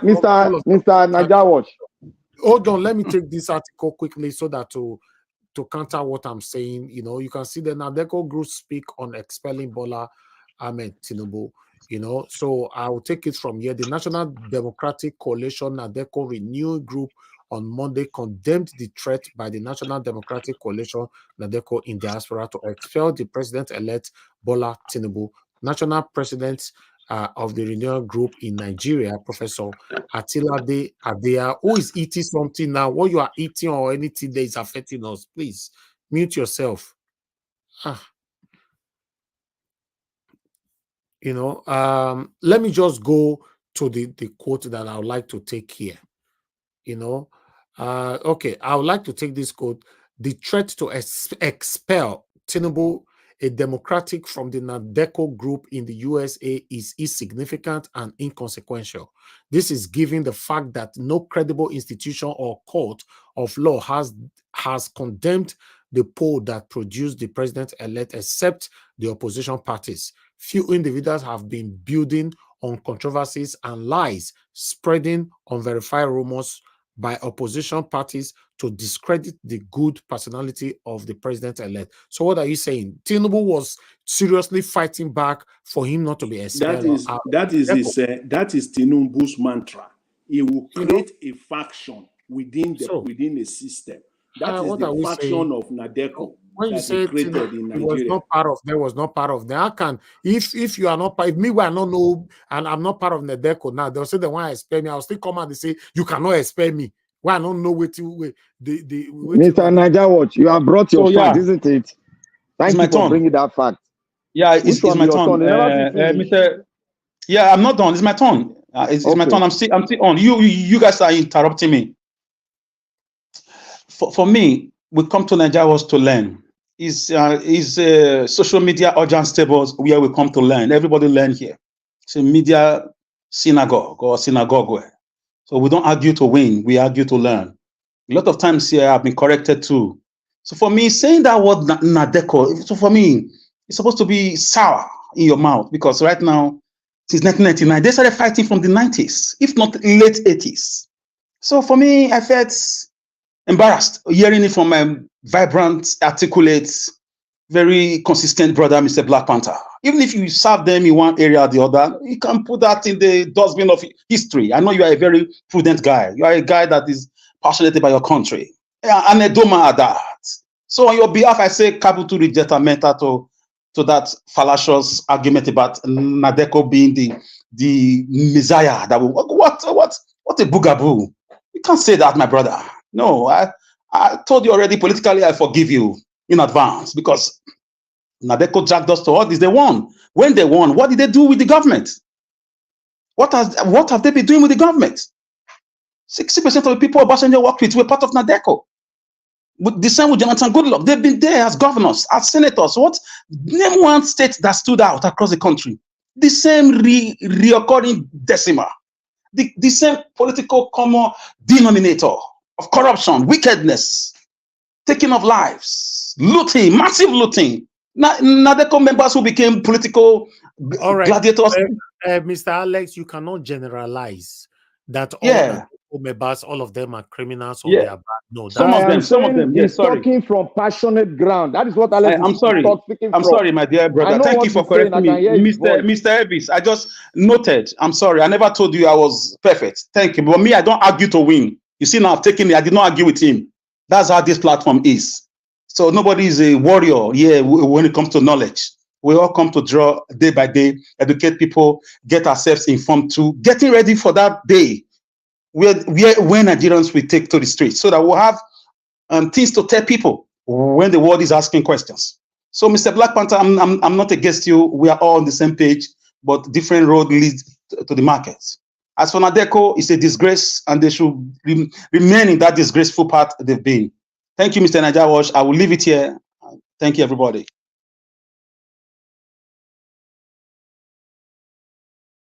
All right, Mr. Jonathan, please give us your final submission, sir. Thank you, sir.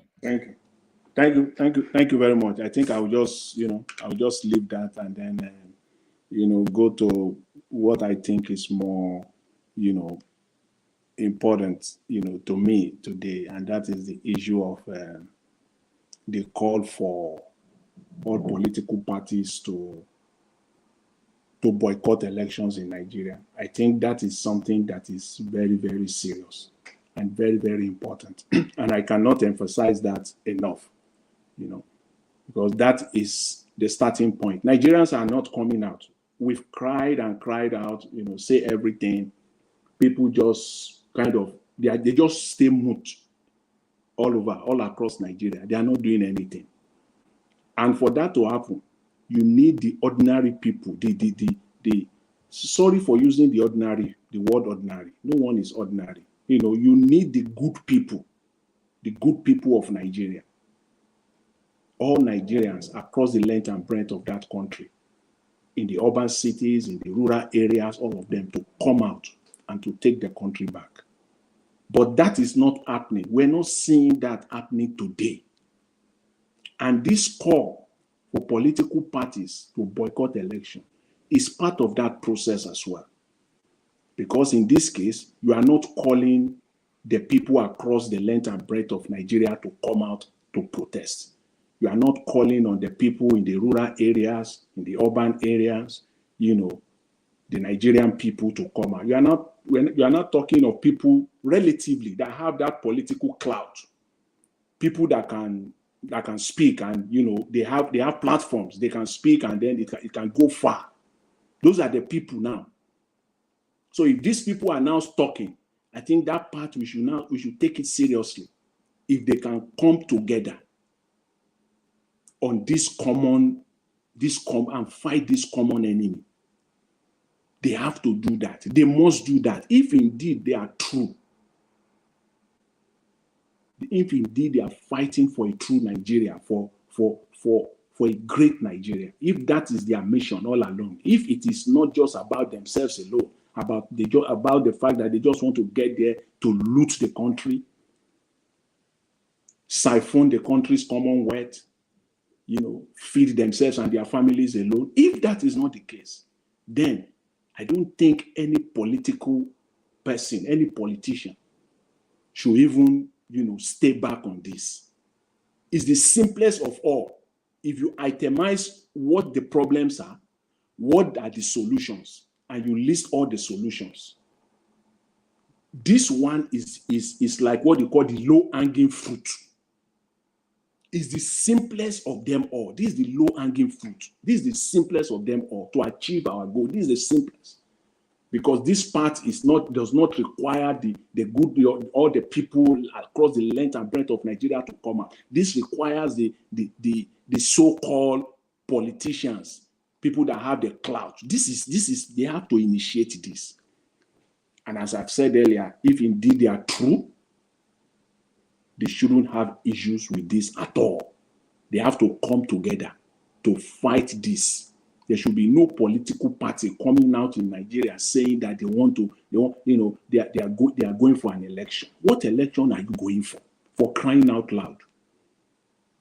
If you come out and you say that, it is clear from day one. We saw it, even the one that the upcoming Edo State election slated for November 2024, they are already coming out. You know that they are crooks.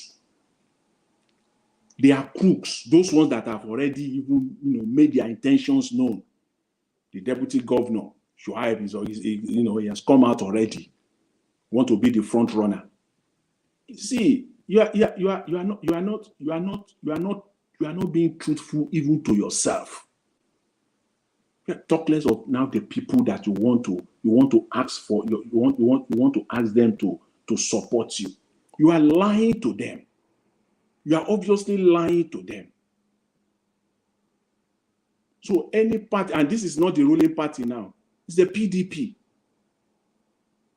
So the PDP is still going for an election in Nigeria. Any political party going for election in Nigeria they're just playing. They're just playing around. I know my brother mentioned earlier one, I think it was give us a mandate. Yeah, he had they said, sacking Mahmoud Yakubu. Even what I said earlier about, ensuring that the president is not the one that will appoint the leadership of INEC. In addition to that, yes, we know that the electoral law is faulty. As it stands, is faulty.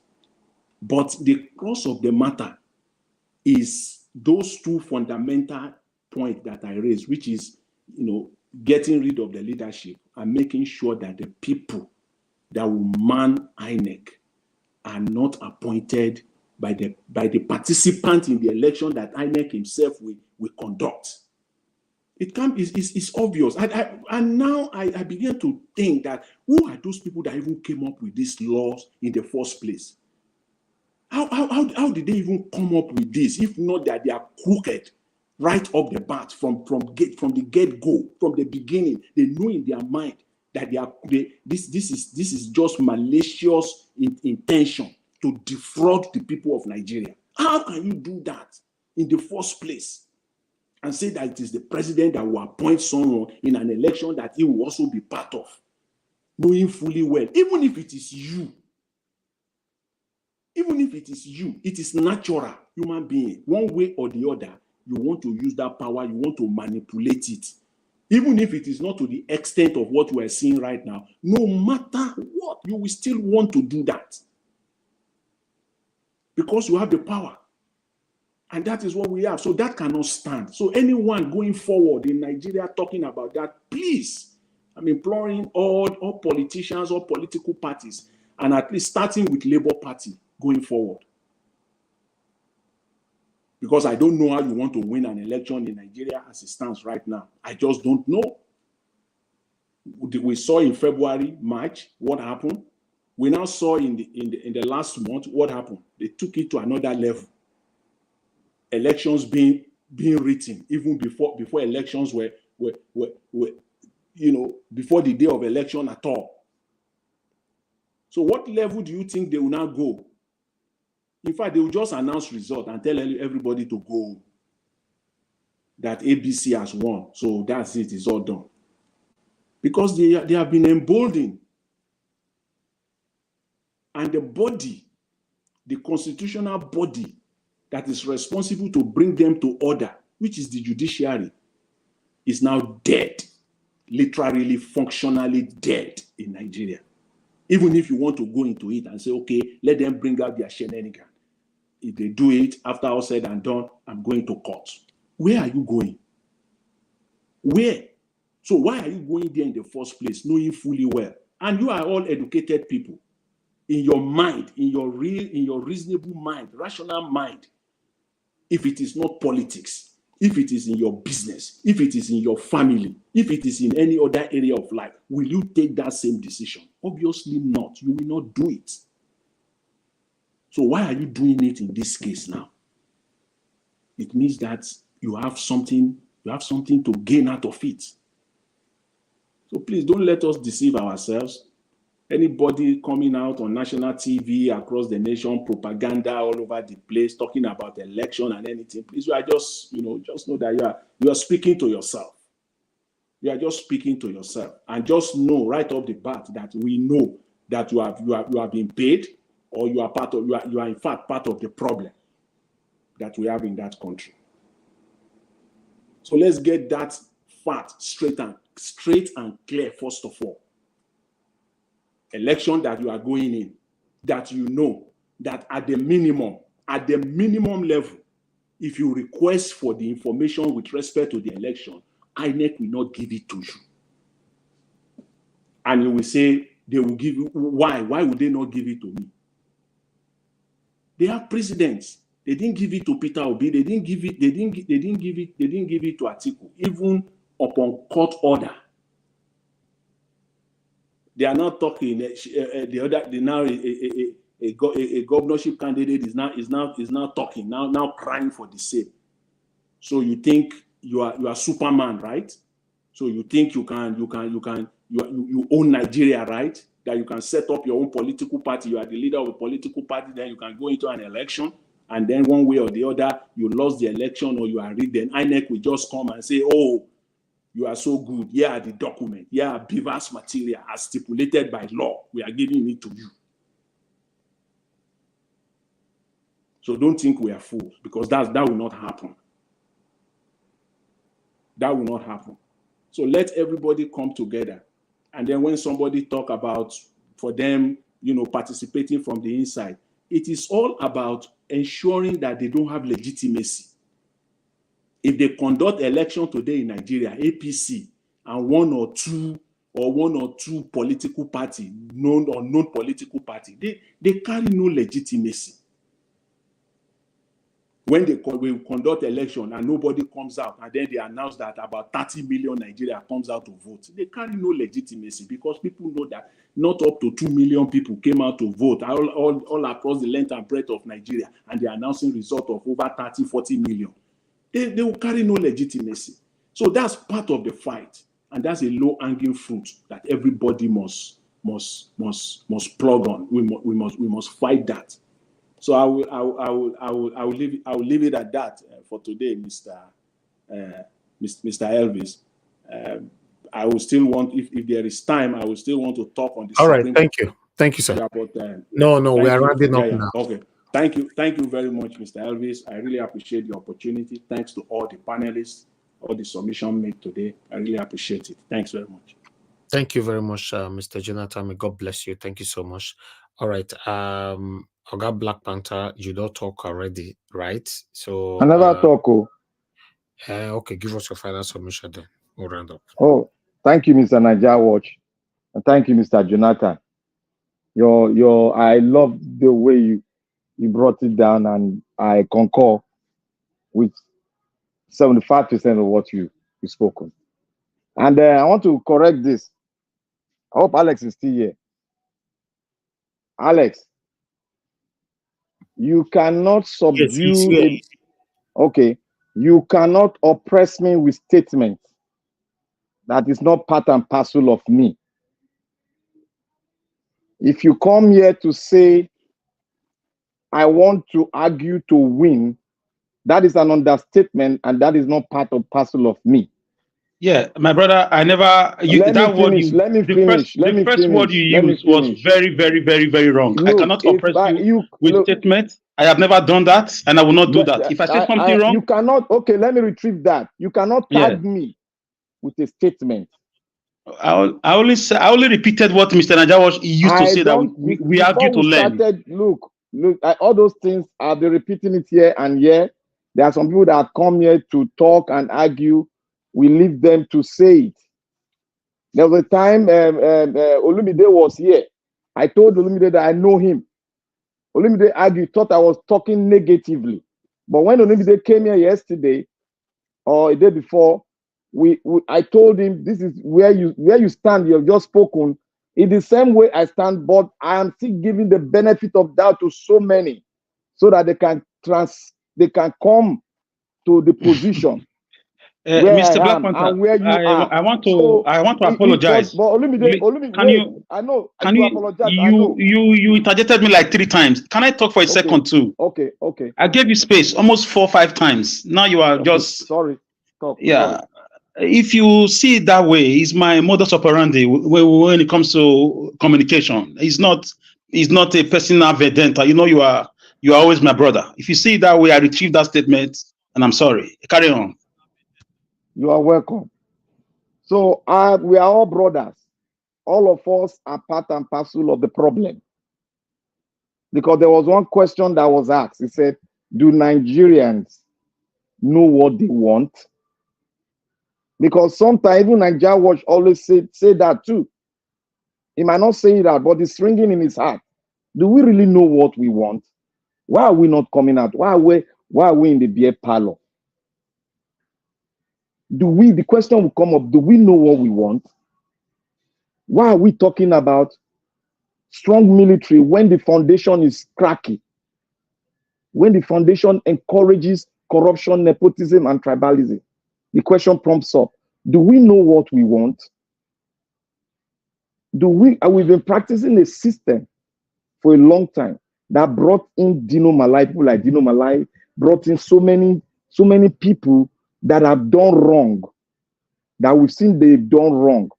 But we are human. We also have done wrong. But I'm not standing for those who have done wrong, who have jettisoned the progress of the country. But I'm standing on the path of progress that Nigeria need, giving benefit of doubt to so many. This is the second part we can take. Nigeria need to structure and have a constitution that they will call their home.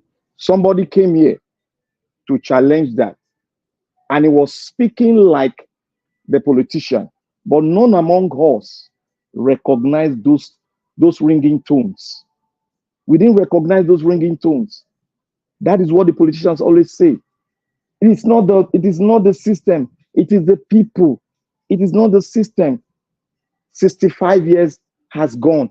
It is the people. It is not the system. A question was asked. He said the question was asked, was the parliamentary system, was it faulty? Somebody came here to say it was faulty. That was why the military took over. I told the person, bring your fact. Put it on the table, like Nigeria brought his fact now. Put it on the table. Let's see it. I don't box myself. You did not box me, but I'm learning. You did not box me, but I'm learning. Put the fact, everyone will know. I will say, okay, now let it be. Let's do it this way. But people kept silent. But I spoke to him. I said, you are like the face of the politicians that were speaking to us, that we should calm down. Democracy is a progress. For how many years now? It's a progress. In the era of AI, in the era of greater technology that is coming forth, we are talking like the Arabic principle or the principles of yesteryears. We don't want to change. Now, I am saying it. The Nigerian people will not come out yet because the factors pulling them down is tribalism. The powers is all the powers of moving a progressive force out to the street. It lies in the western region, in the south. It lies in the south. That was why I was calling that our northern brothers. The northern brothers, we in the south, we spoken the north, but the northern brothers need to speak more so that they will understand the gimmick and the maneuvering of these politicians in the north, in the south, and in every cardinal point of Nigeria. They use religion to anchor force. They use tribalism to anchor force. They use nepotism to anchor force and make us silent and slow. If you look at the euphoria, what brought about uprising, Fedeco time in the 60s, in the 60s, 70s, you see Nigeria came out and the election was cancelled. Even in the 80s, when election was held in Lagos State, they did not see the winner. They fought and fought until they disqualified the two candidates and brought out a new person. I don't know if any of us, we knew what happened then. That was what Nigeria fought, and the two sides, they say, no way, we no go agree. People came out in Lagos State. That is it. Our northern people are still quiet because I don't blame them, but I'm giving them an answer. The reason why they are quiet is because of religion. It's because of I am a Fulani, I'm an answer. But I want to, I'm looking at my brother as a Fulani, I want to believe him. Even when it's going wrong, I will believe him because my brother. That is where we all have got it wrong. That is why when I listened to a conference online, when a man spoke about a state and a statehood and nationhood, I begin to buy that ideology. He said a state, nepotism, tribalism, all sort of negativity, strife, and those people keeping the state, they will never change to become a nation, because in a state, they are multiplying, they have money multiplications. But in nationhood, is selfless service. Selfless service. That is what Obi wanted to bring for us. But despite that, the system, we pull him down a little bit unless the people demand the right thing, that we need to come to a round table to change the system, or we need to adopt the blueprint from GJ Constitutional Conference, which was backed by law. That is my solution. And Mr. Najawo said, how can a sitting government in Nigeria be pulled out? It can be done. When you are organized, it can be done. It got to be pressure from outside to bring out a blueprint that the way it came in, constitutionally, it has not been addressed by the Supreme Court. It has not been addressed. They only gave a judgment, but it has not been constitutionally interpreted. If it's constitutionally interpreted, they will see. And we will tell them for the judges to come out to interpret the constitution of this same constitution that is bad, to interpret it to us. Then let us see who it is. Who is he going to favor? Is he going to favor the people or Agbado? But they don't want to interpret it. That is why when we heard the rumor that they did not write that judgment, that judgment was written allegedly by the former Lagos State governor, that's a red flag to us. But we refuse the red flag. Normally in Nigeria, you say na rumor. Kanu spoke, we say na rumor. That telephone conversation between the vice president and the former Ogun State, they say not be face. But all the things, Mr. Naija also said one fundamental thing. He said they are still trying to break out more in Lagos State. Awaba has done his best. They've reduced it. We don't know what is going on in their mind. But I know the paper, the agreement, some of the leadership of the West has had with the North, the Fulani, not the North, the Fulani, they are going to carry it out unless we stand up, because they want us to fight each other so that their statehood will continue. That is their aim and objective. They want us to fight. They want the Igbo and the West to fight so that they will keep on rolling in their corruption, in everything they are doing. That is why we must be very smart. The best friend to the Yoruba people who have been very close to them has been the Igbos. Ojukwu speak Yoruba than some Yorubas we have in the diaspora. I've listened to a tape where Ojukwu was speaking Igbo fluently. That is to show you how close the Yorubas and the Igbos are. But this politician will tell you that the Yorubas and the Igbos, they are enemies. That is what I want us to know. They have written a script, and that script, I will not be surprised when they are following up that script. But I want to say, I thank our great Oba of Benin for doing the needful, for doing the great work, and for coming out to say, let us have peace. We are one. That is what our father should do to his children who are fighting each other. Let us have peace. They want us to fight ourselves, the Igbos and Yoruba. They want us to fight. They did it in the election. Why are they did it in the election? Why are they don't you ask the question? Why are they continuing it? There is a script, and that script is embedded in the telephone conversation, linking what the BBC interview with one of the leadership of Fulani, what they have, linking it with this, you will get a roadmap of what they are doing. That is what I have done. I've listened to both things. I linked it. That was why I say, on that base, I will stand. I will not be surprised, because nothing can surprise me. That's why the vice president say, what have they not done to us? He is not surprised. The vice president of Labour is not surprised. What have they not done to us? But let us not fight ourselves. Let the Yorubas don't fight the Igbo, because we have been long been brothers. Let no man, this politician, divide us with all this. Thank you. Thank you. Thank you, everybody. We've come to the end of this broadcast. I want to appreciate every one of you that joined us today. Thank you so much. We still have about 5 of you here with us. Thank you very much. May God bless every one of you. Thank you so much for your time with us today. Everybody that joined, that called in, thank you for your time with us. Today's Saturday. Normally, I say maximum 3 hours. We'll still cross the 3 hours. But nevertheless, yeah, it's all good. It's all good. Tomorrow is another day. We're going to be coming back again tomorrow to take it from here. Please, guys, help us to press on the like button before you leave. You know, we've come to the end of this broadcast today. I would like to quickly appreciate the people that is right there on the comment section with us. You know, starting with Madarita, thank you very much. I can see you right there. Thank you for your time with us. Madam Amebright, thank you very much. I appreciate you, ma. GROK M, thank you.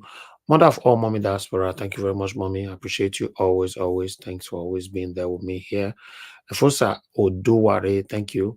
Thank you, Cassava Junction. I can see you. It's been a while. Thank you very much, everybody right there.